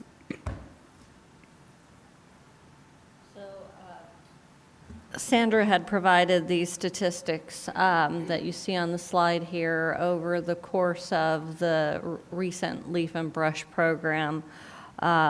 She issued 252 total violations. A majority of those are based on people not complying with the schedule. But then there were also violations with the mixed pile where they mixed leaf and brush together, where they had large logs in excess of the 6 inches that is allowed in our program, and then the storm drain violation as well. So looking ahead to 2023, there's a lot of factors that we will be looking at as part of the program for leaf and brush, as well as our infrastructure operations activities. The first one is a new municipal stormwater permit. DEP just released the new MS4 permit. It has increased street sweeping and increased infrastructure cleaning requirements that will affect the day-to-day work of our Public Works Department. And so we will be cognizant that that may have an impact on the program moving forward. We only have so many workers available, and we need to prioritize where their time is best spent. Also, DEP, in addition to the new stormwater permit, has separated the wood waste recycling and leaf composting facility permits from that municipal permit. In the past, the permit was provided to the municipality, in our case to Lawrenceville. That's where the facility is located. It's now been separated out, so it's a completely different permit. And so we're under a municipal stormwater permit, we have to have a stormwater pollution prevention plan in place. This new permit for the wood waste recycling facility requires the same thing. It also adds in other requirements like a drainage control plan and quite an extensive list of testing requirements for surface water and groundwater. So we are working with Lawrence on understanding what the impact of this new permit will be on our municipalities, because we do share the cost of that program. And as we get more information on that, we'll be sharing it with our INO liaisons and council as well to keep you informed. Deanna? Yes. Is there any anticipation that there might have to be separate facilities, or is it just 2 permits, but we'll still be able to process both kinds of waste at the same facility? Yes, I think both waste could still go to the same facility. It's just a separate permit from the MS4 permit. Okay. Yep. And then, as we discussed at length with the solid waste program, we're also very mindful about the goal to control our costs, increase safety, and reduce emissions. So those ideas are all paramount in our mind. So we worked with the INO committee to come up with some initial, just first modifications to the leaf and brush schedule for 2023. We could have taken a harder line on making changes to the schedule, but we did try to just start the process and understand that we'll have a community dialogue in 2023 more about the future of the program.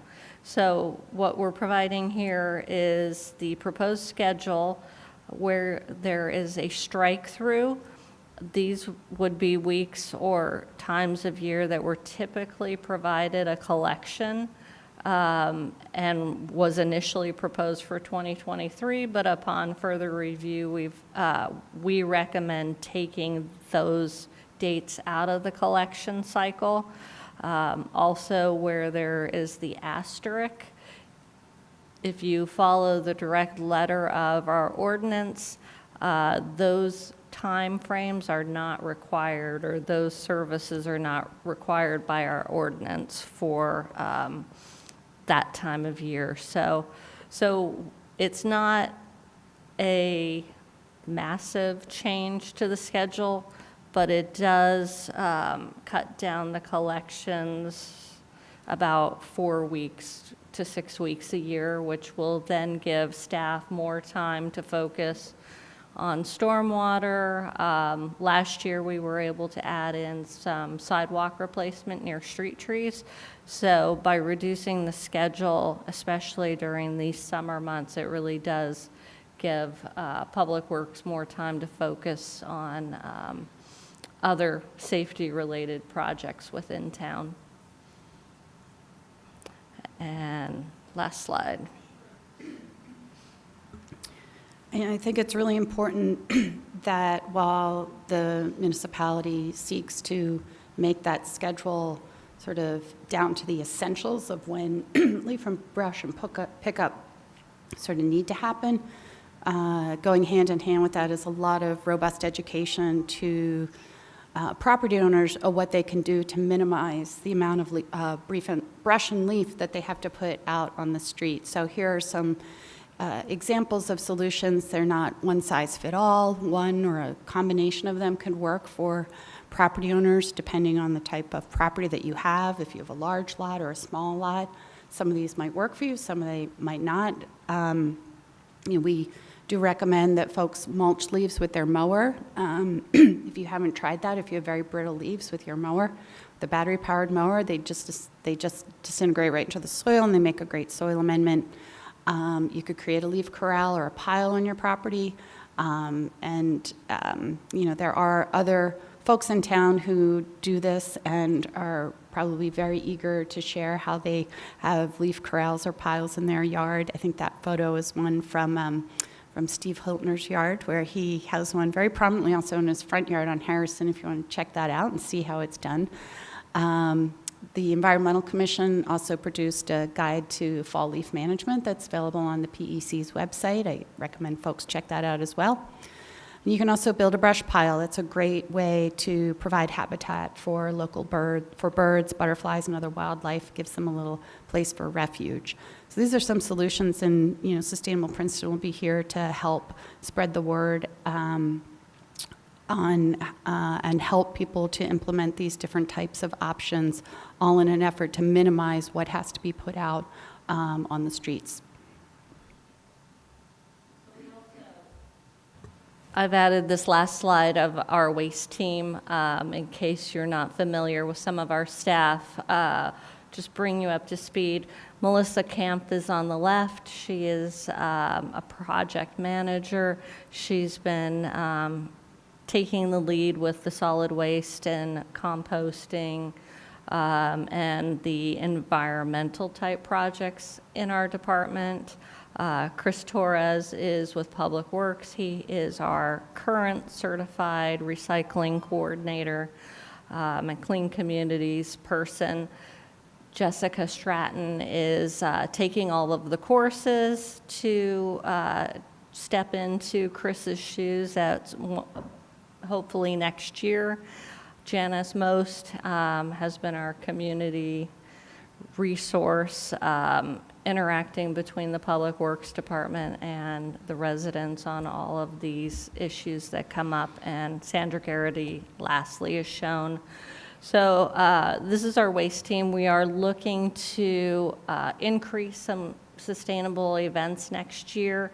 One of those is a second Shred Fest event in the spring. So not only will we have the fall event, we're looking to schedule something in the spring. We've talked about around Earth Day, but we also know there's a lot of green events in town around that time. So we're working on the schedule. We're also working on setting up a program where residents can either get a rain barrel and or composter from the municipality at a reduced rate or a free rate. We're still working on the details of that.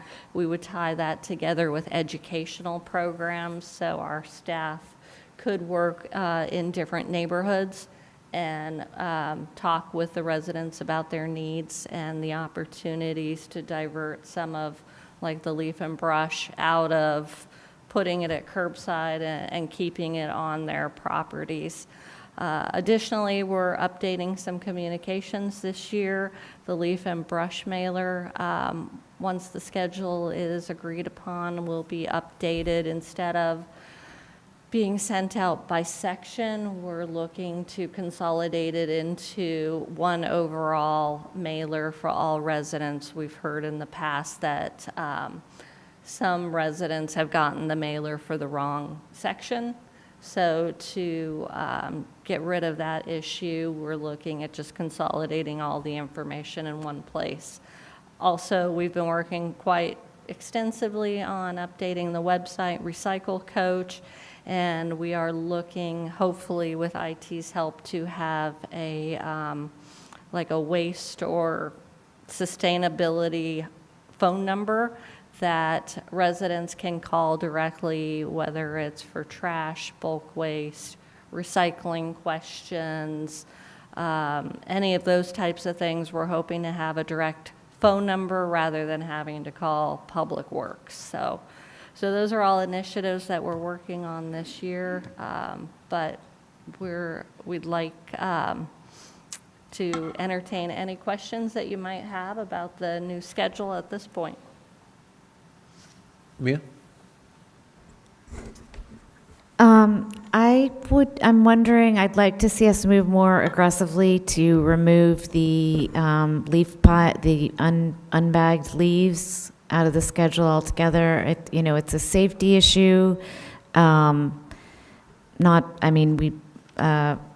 aware of we recently had the death of a landscaper, but also for bikers, pedestrians. It's just an ongoing safety issue throughout the town. It also is incredibly inefficient because you put the leaves out and then half of them blow back on your lawn or other people's lawns. And I'm not sure if people know that a lot of the leaves that we put out aren't even accepted as they're not even accepted for compost processing because they've absorbed the gas from the cars, the chemicals. What's that? Thank you, Eve. So I was not a science major. So it's just on every level and I know also there is concern among residents about the wear and tear on the streets from the Public Works machines, the claws that claw up the leaves. It seems so antiquated and counterproductive, and nobody really benefits from it other than temporarily you have a clean lawn and they're on the street for a few hours. It looks nice. So what could we do to move more expeditiously to transition away from that? And then I also just wanted to highlight the point that so many municipalities do not provide leaf and brush pickup. I think we're one of the few that provides the comprehensive services that we do. and it is a tax burden that is borne by all taxpayers, but it's those who can afford the largest lots who put out the most leaves. And so, if we're going to look at equity of how it works in terms of who's paying for what in our town, I think this is one thing that we need to look at. So having said all that, Deanna? Thank you, Mia. I will just make a clarification. Currently, the compost that is created by the municipality has met all the standards for testing that is on the books now. Yes, the benzopyrenes is becoming more of a focus, and that is something to be concerned about because you're right, the leaves that are on the roadway do gather those contaminants from the road, and it will become an issue, I think, at some point in time. Right now, the claw will still pick up the bagged leaves, but it is a different operation than scraping leaves off of the roadway. What I'd propose is that we bring a discussion from the I&O committee to council.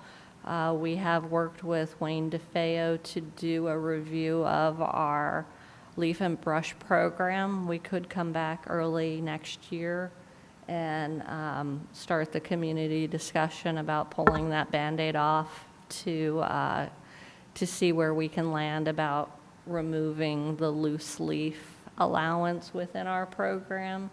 In the next 6 months, if you wanted to look at removing the April 17th collection of loose leaves, so that in the spring all we had allowance for was bagged leaves, that would be another step forward towards that goal of getting rid of the loose leaves. And as we've indicated, loose leaves are not in the ordinance for spring collection anyways, so we would be following our own ordinance in that case. I just want to say that one of the issues with the loose leaves is that during the period in which they're out, the town residents seem to have an expanded notion of what that means, which is basically a month before or after that date. And so while it might just seem, April 17th, around that time, it leads to many, many weeks of piles of leaves all over the town, so. Right. Eve, you were next. As we've discussed, this is something that I would like to move forward on for all of the reasons that were outlined, safety, reducing our carbon footprint, reducing runoff into our streams and bodies of water. So I know there was some discussion with Public Works about what they felt comfortable doing, and I think we hit upon this as a kind of compromise solution in which we're making some changes. Moving towards getting rid of loose leaves is another great change that we're asking our community members to do, our residents, our landscapers, and although it's something I want very badly, I also feel like we have to take things a little slowly. So, I guess I'd like to hear from the rest of council about whether there's an appetite for moving forward more quickly. I feel like with the gas leaf blower restrictions, which someday I'd love to see expanded, that we have imposed pretty great changes on our residents and on our landscapers, and so I'm a little wary of moving ahead with that too quickly, but at the same time, the costs ecologically, environmentally, and, in terms of human health are great. So I just wanted to suggest something, Deanna, it's pretty small, which is every year, I forget which zone I'm in, which leaf and brush area I'm in, and I have to look it up again. And I wonder if there's some way to just kind of get that out in a more, maybe it's just me, but, get that out in a more concrete way. I don't know if it, could go on the tax bills, or just so that everybody throughout town, as long as we have these zones, that people really know what zone they're in, because otherwise you think you're in one, but you're in two, and so you put your leaves out in the wrong. So I just wonder what we can do to make sure that people such as me know which zone they're in. We can definitely work with the tax department on that. Another initiative that we've been working on in engineering is the GIS, the Geographic Information System. And currently we're completing a mapping of the storm sewer system and sanitary sewer system, looking ahead to 2023 to have something that is public facing. So within that program, we would also have the opportunity where people would be able to click on their lot or put in their address and get that information. But we can work on a few different ways to satisfy that request. David? Yeah, while I am very aware and supportive of this notion of moving away from the loose leaves for the reasons that Eve and Mia mentioned, I'd also like to try and make sure in the presentation that we also talk about the financial advantages, because it really should be a cost savings. If people are no longer allowed to put out the loose leaves, they may decide to keep them on site instead of bagging them.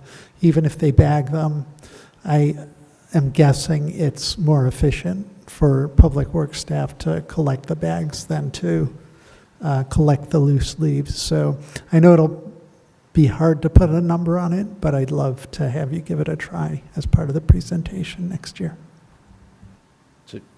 Go ahead, Michelle. Yeah, I was going to mention the same thing about the bags. I mean, if bagging leaves may be part of the solution and having more of that, but I don't know what the environmental impact of the bag itself is, but that would probably be somewhat of a savings.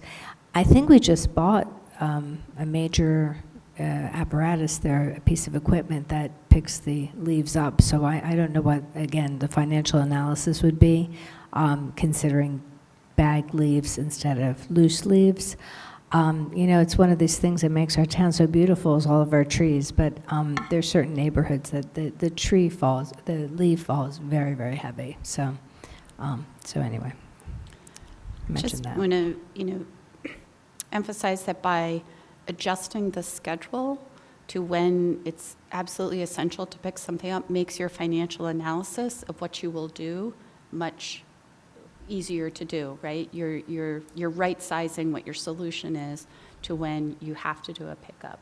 So if you do this first, it'll make that second part easier. Right. Well, and also, I mean, the schedule right now is it's sometime in the first week of a month or whatever that the loose leaves would be picked up. I don't know if we could be more precise through the town where you have precise zones so that you don't have the leaves sitting out there for a long period of time. I mean, my street was full of leaves at Thanksgiving. No one could park. We had to park in people's driveways, neighbors, because it was so full on both sides. And I think it was like that for 2 weeks.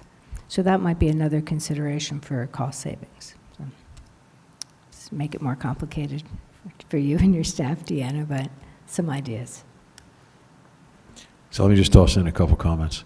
One thing that I just find that amazes me is the best time that people figure out to put their leaves out is right after we pick all the leaves up. So that's the signal to put your leaves out, as opposed to paying attention to all the ways we try to communicate that. So obviously we need to work on something there. I also wonder if we want to take the idea that we've used with the gas-powered leaf blowers and extend how we find people. So if we're going out and giving people notices, and I assume at some point we find them for having leaves out at the wrong time, we should really be finding the landscaper also, because most homeowners aren't paying attention to when their landscaper shows up. So the landscaper, you know, I'm at work, not that I have a landscaper, but hypothetically, if I had a landscaper, they show up, put the leaves out in the street, I come home and I'm like, okay, all my leaves are in the street, but you guys aren't coming for 2 weeks. Now I'm going to get a fine. So I think you have to drive proper behavior by the people that are putting the leaves in the street. And so we should probably look at how we treat the landscapers on that and not just the homeowners. The other thing, I guess, is, and we have some emails going back and forth, Deanna, about an incident like this, but if we give somebody a notice saying you put your leaves out at the wrong time, and that homeowner does not remove those leaves, and then the right time comes and we show up and pick up the leaves, what have we just said? Please ignore all our notices because we're still going to take your leaves.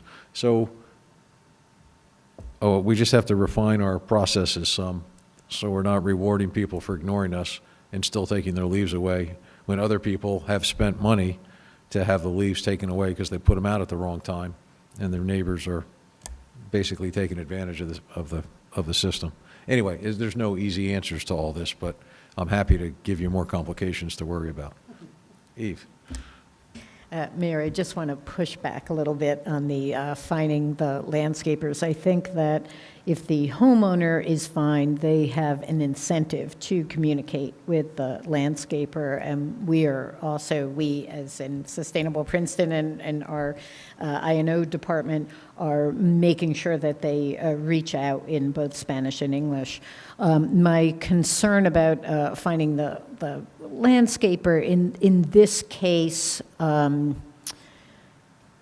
mean, I know that the landscapers felt very strongly that the fine should not just fall on them in terms of using the gas leaf blower, because owners are not necessarily going to care if they have to pay a fine. So having the owners be fined provides an incentive for, you know, then the landscaper can say, I'm sorry, I can't use that, you're gonna, so I think, I'm not sure if I'm being articulate enough about this, but the landscapers have very little power vis-a-vis the property owners, and I want to make sure the onus of enforcement does not, you know, fall disproportionately on, you know, these small, often, you know, family-owned businesses that are kind of, you know, not very well capitalized. And so I hear what you're saying about providing incentives, and I think that's important.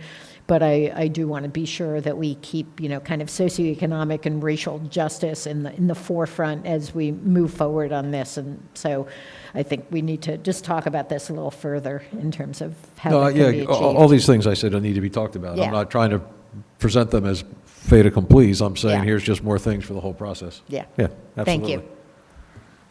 Mia. Well, we can't even figure out how to we're sort of jumping ahead of ourselves, thinking of trying to pinpoint who to fine until we figure out when we're not going to be picking up. And actually, like you mentioned, April 17th, but I'm much more concerned about these lengthy periods in the fall box. And I really do think if we could, but you didn't want to change that because then we'd have to change the ordinance? Is there a reason why we wouldn't want to change the ordinance? Because fall is pretty, like, if we're going to change it, now would be the time. It's very far off. We can definitely change the ordinance. That's not a question. It's just the way that the program is set up. It's between weekly and monthly collections of loose and bag leaves, and I think it would warrant more time to go through the calendar week by week, the way that Public Works has scheduled it, before I can answer that question. Okay, because I think the point that my colleagues made, which I agreed with, which is that if it's in bags and it's picked and the period is shorter, I mean, first of all, if it's in bags, you're not going to have huge whole neighborhoods for weeks on end in which they are impassable to bikers and pedestrians and are dangerous even for the cars, particularly in inclement weather. And I think overall, there will be less pickup because the big problem with blowing it onto the street is that then it just blows everywhere. Like if it's in bags, at least it's actually secured in a bag. And I think, I would hope that if it could be in bags and the period for pickup could be constrained, I think that would be something that would be worth working toward, even if it means changing the ordinance. Also, to Michelle's point, I hope I didn't hear accurately that we just spent money on a vehicle to pick up loose leaves if we're moving towards this. We purchased a track hoe, which is used for many different activities in the municipality, one of which it has the claw on it and can be utilized for leaf and brush, but it's also used for many other activities. So we needed it anyway. Correct. Yeah, it's used for Well, I snow. think what Michelle was referring to is the vacuum truck, which I don't think has a lot of other purposes. Okay. I don't know if we've purchased a for the sewer department, they have a vac truck that I think we've purchased recently. Well, I've seen the guy driving around. I've been admiring his Right. skill at manipulating the hose to suck up So the there's a truck that leaves. sucks up the leaves, and there's another truck that goes around. The sewer group has the truck that cleans the storm grates out, and then we have, the Public Works has the truck that sucks up the leaves. Right. So we're still picking up leaves, so with the loose leaf pickup, that truck is a godsend. Yes. Because And- you basically, it's one person operating that vehicle instead of numerous people, so. And we have just rights of way that need to be cleaned so Yeah. that vacuum truck works very well. And as I indicated, we need to do increased cleaning of our streets so that vacuum truck will still be utilized. I'd say as a resident of the tree streets, the leaves fall in the street. They're not put there by the people, so you still need something to pick up the leaves from the dense part of town. Excellent answer to Mia's concern. Thank you. Eve. I think one of the reasons that this kind of compromise plan was put forward is there's is that INO would like to get the schedule out for the year. So, and also at the time we were working on this, there wasn't time to get an ordinance passed. There wasn't that, introduction, 2 weeks and a hearing. So we were moving ahead with what we could. I guess, Deanna, what was the date or at which the brush schedule normally, the schedule normally goes out? In the past, it has actually gone out in December. Right. I think last year it went out in about February. It was Right. later last year. Right. So I guess one thing to consider is if people are very gung-ho about moving forward on this is holding that mailing until we address the issue more fully. So, Yeah, if we're not starting to pick up till March, Right. you don't need, it doesn't need to go out. So then I don't know, Deanna, can the information that you need to acquire and the presentation, is that something we could do in January or February? We'll look at the other priorities for the council meetings in those months, but we, from our side, can get the information together. Okay, so should we have like a sort of sense of council about whether we want to hold the schedule and move forward with this early in the year, or send out the schedule and deal with it later in the year? Personally, I think we should hold on to sending it out and let's get it. We are spending so much time and effort and money and just using our workforce for this as opposed to other things. There's just way too much time, effort, and money spent on this program. It's crazy. Just What one he man's said. opinion. Yep. Right? Great. Yeah. It sounds like we're, okay. I have one question for you. In the past, I know we've utilized the reverse 911 system to notify people of collection schedules because we are not sending out a mailing. Is there any issue with us at least notifying residents about the Christmas tree collection and the brush collection that is scheduled for January? Okay. Fine with me. Okay. Yeah. We'll manage it that way. Thank you. Okay. I'm impressed that there's so much appetite for change, so good for all of us. Okay. Excuse me. Thank you, Deanna. Public comments for items not on the agenda. Do we have anyone in the audience or remotely, virtual, that want to put their hand up and say something, any topic that's not on the agenda? All right, seeing no one in the room rushing to the podium and no one virtually raising their hand, we'll close the public comment for items not on the agenda, and we will go right to resolutions. So 22-445, resolution of the Mayor and Council of Princeton approving Princeton police promotions for 2022. Leticia's got the motion, Michelle's got the second. Any questions or comments? Seeing none, all in favor, please say aye. Aye. 22-446, resolution of the Mayor and Council of Princeton authorizing an award of professional services contract to Suburban Consulting Engineers to conduct community engagement and provide up to 3 conceptual designs for Community Park South in the amount not to exceed $61,475. David's got the motion, Michelle's got the second. Any questions or comments? I Yes. do have a comment. Go I ahead, Michelle. just want to say a few things about it. You know, Community Park South is really our, I'd say, diamond in the rough, and not just in baseball diamonds either. We really have the opportunity right now to have a community engagement process with this. We need more adult and youth recreational facilities, athletic fields. This is just a wonderful opportunity. So I'm really grateful to the Recreation Department, the Commission, and the engineering staff for all working together and identifying this consultant to bring on and get started. So it's about time. Thank you. There we go. Any other comments? Mia? Well, I'm sure since Michelle seems to be on top of this, that, and I know it's a concern of hers as well, it's probably resolved, but I, just want to make sure that since this is essentially a master planning service and this firm is an engineering firm, that there is some planning input.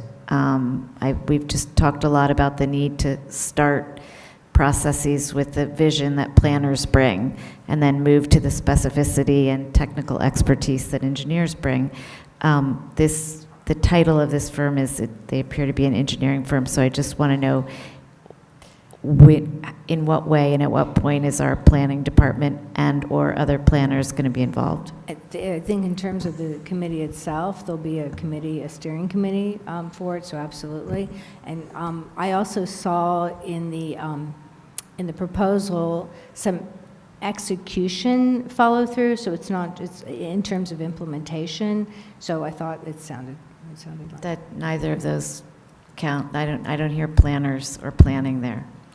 Justin Lesko was part of the selection committee, and he's acting planning director, and he will be part of the team that moves the process through this community engagement and concept phase.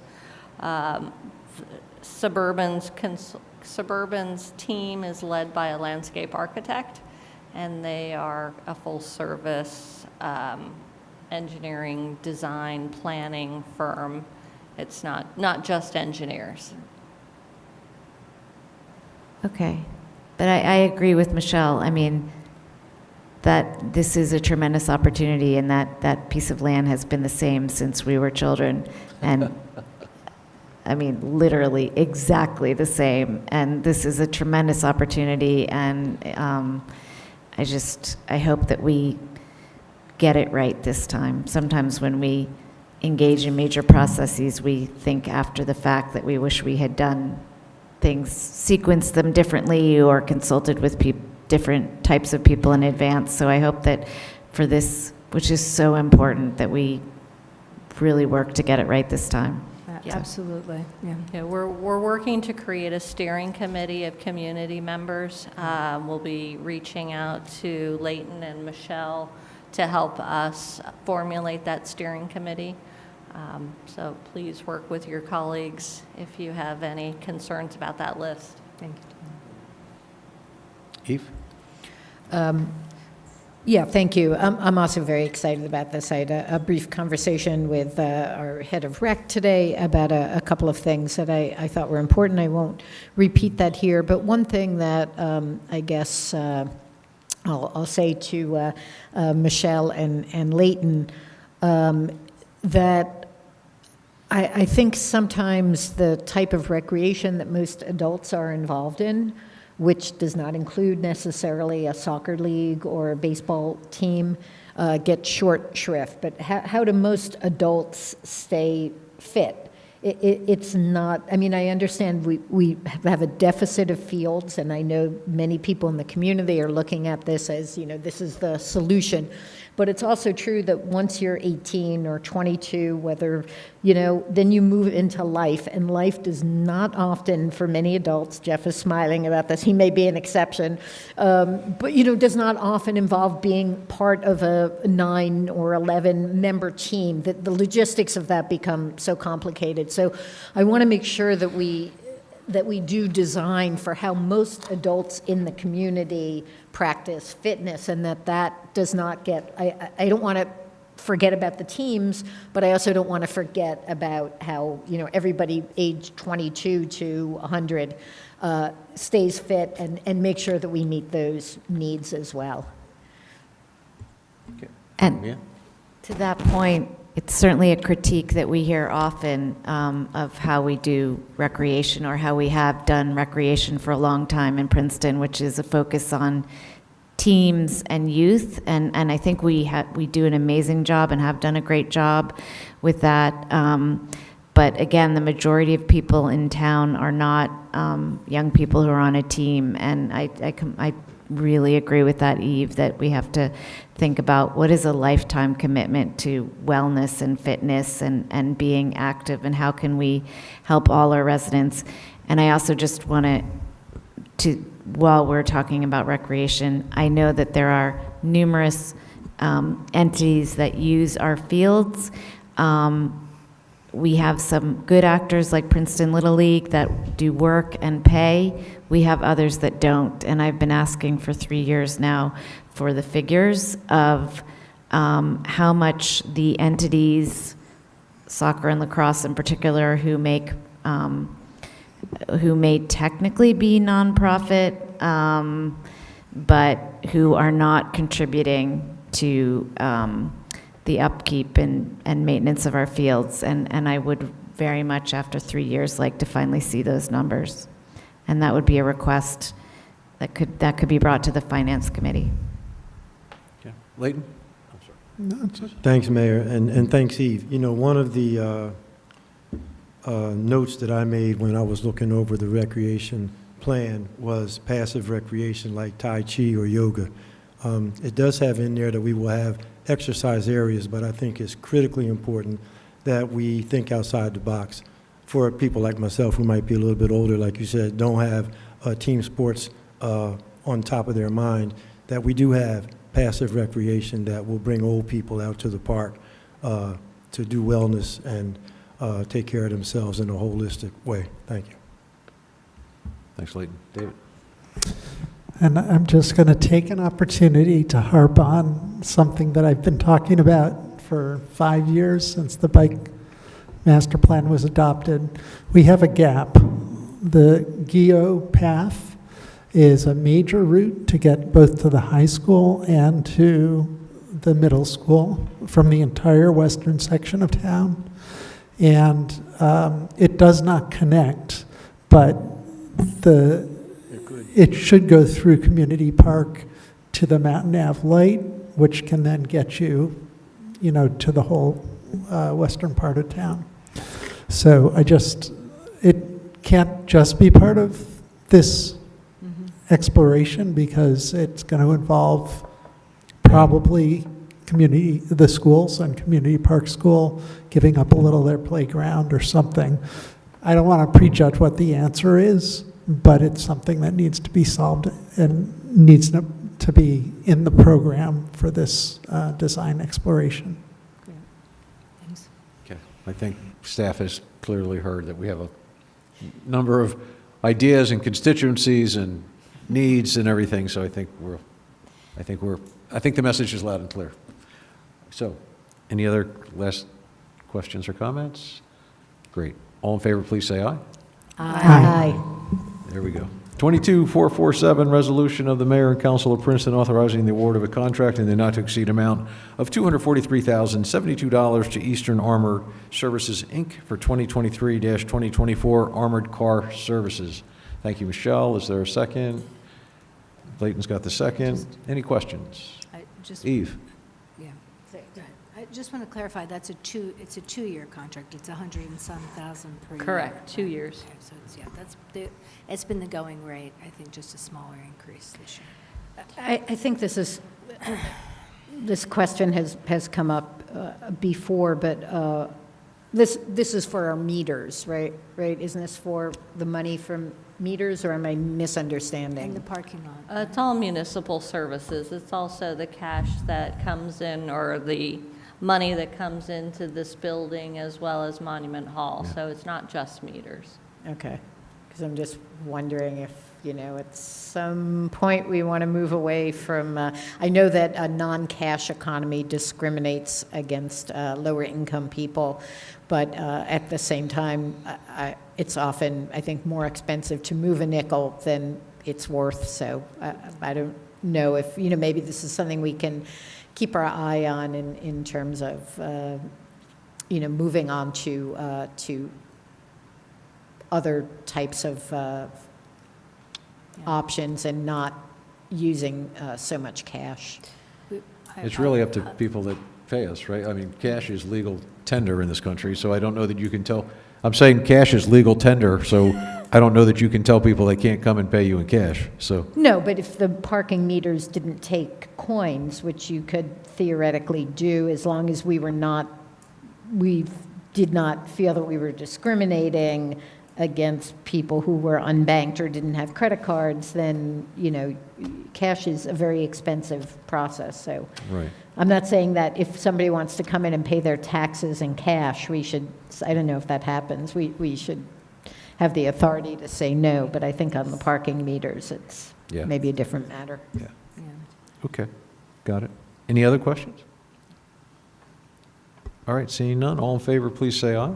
Aye. Aye. Okay. 22448, resolution of the mayor and council of Princeton authorizing the second of 2 contract extensions for crosstown transportation services at the not-to-exceed amount of $106,200. Is there a motion? Is there a motion on that? David's got the motion. Michelle's got the second. Questions, comments? Questions? Mia? Yeah. I was totally, I'm baffled by this because, and maybe I missed something, but we've spent a lot of time talking about the We Drive You contract the last few months. I didn't hear anything about this in any meeting, and it's very expensive, and I just wanted a little bit of context. So this is a service that the municipality has run, I think, before consolidation. Oh, Yeah. way before Way that. before, Way and before. it Decades and it decades. provides service to. No, I know what Crosstown Right. is.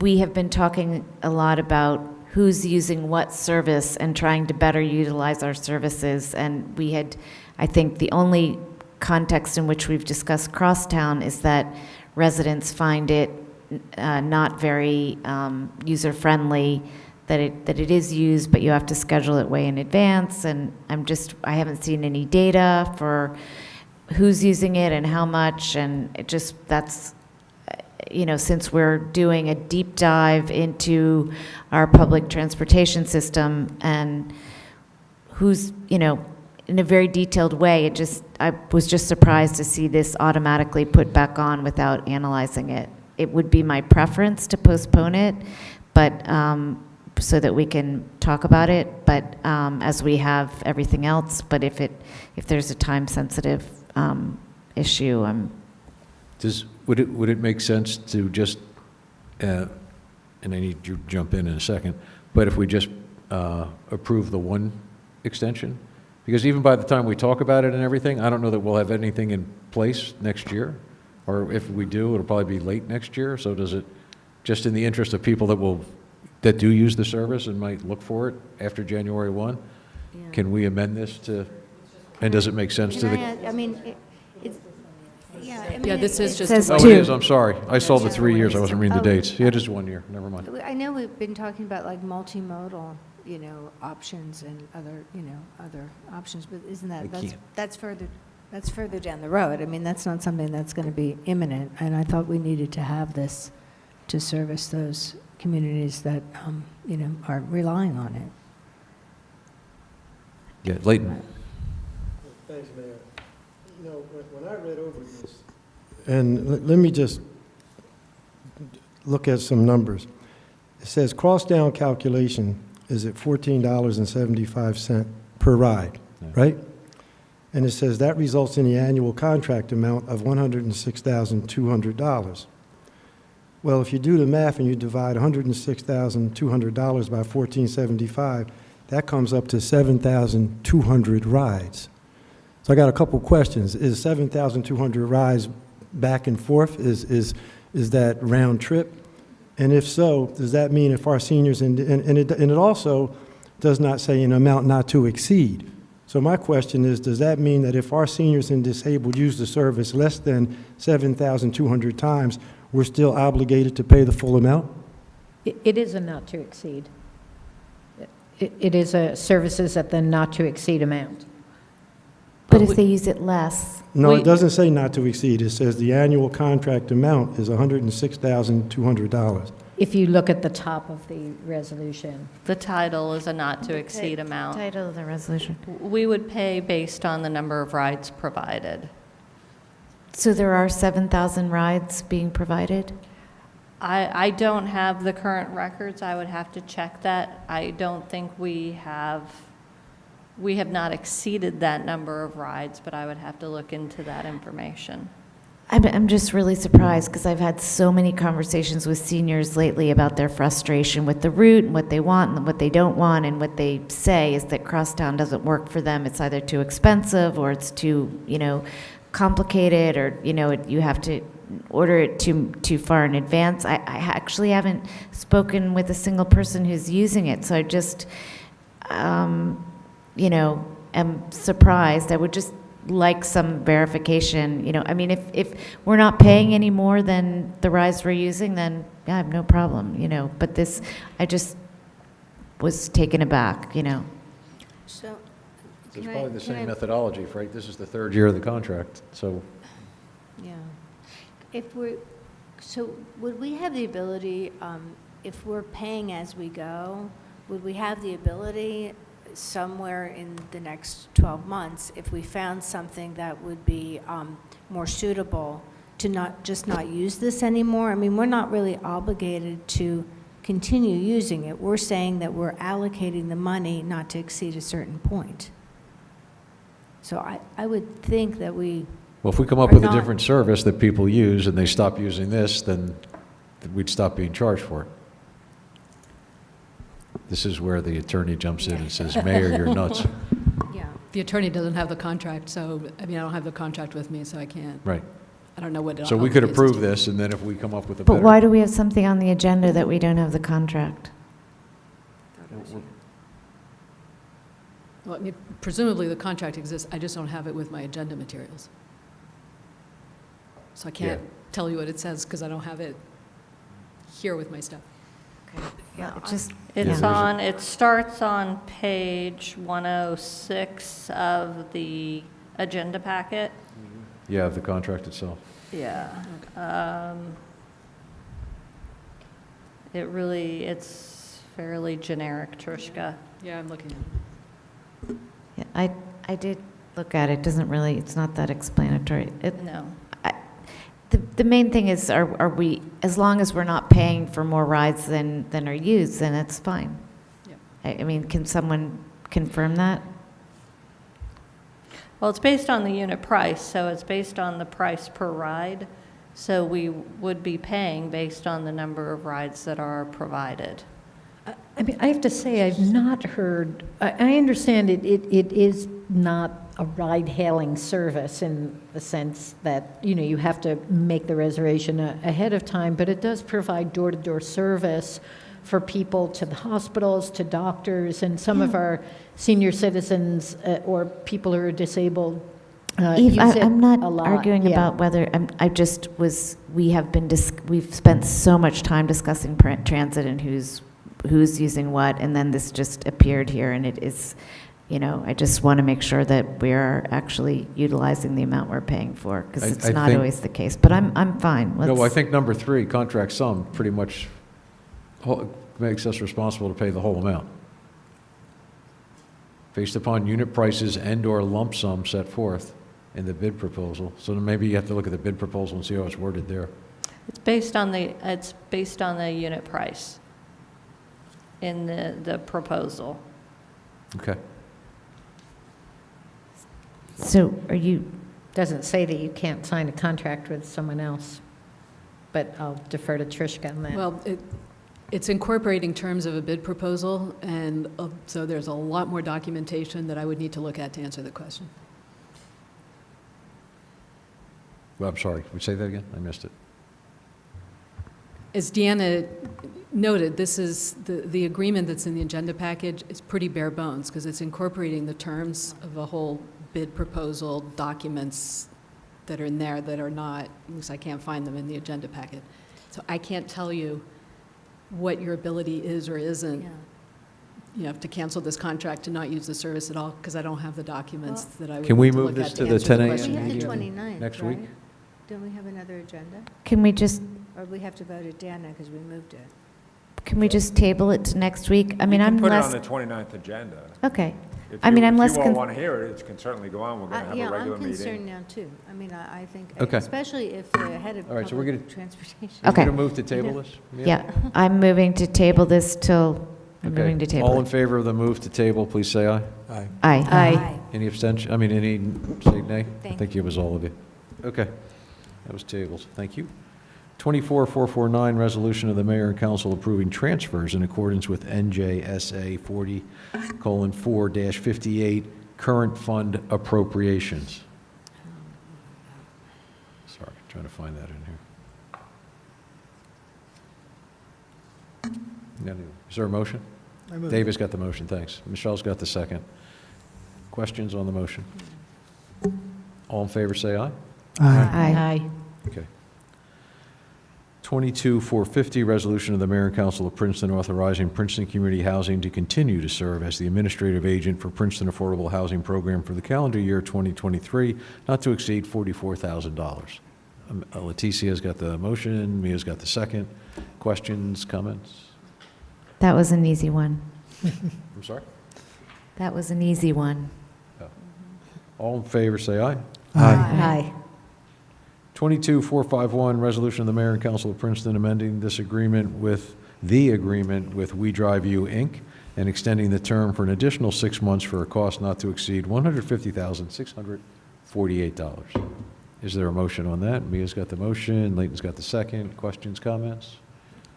All in favor, please say aye. Aye.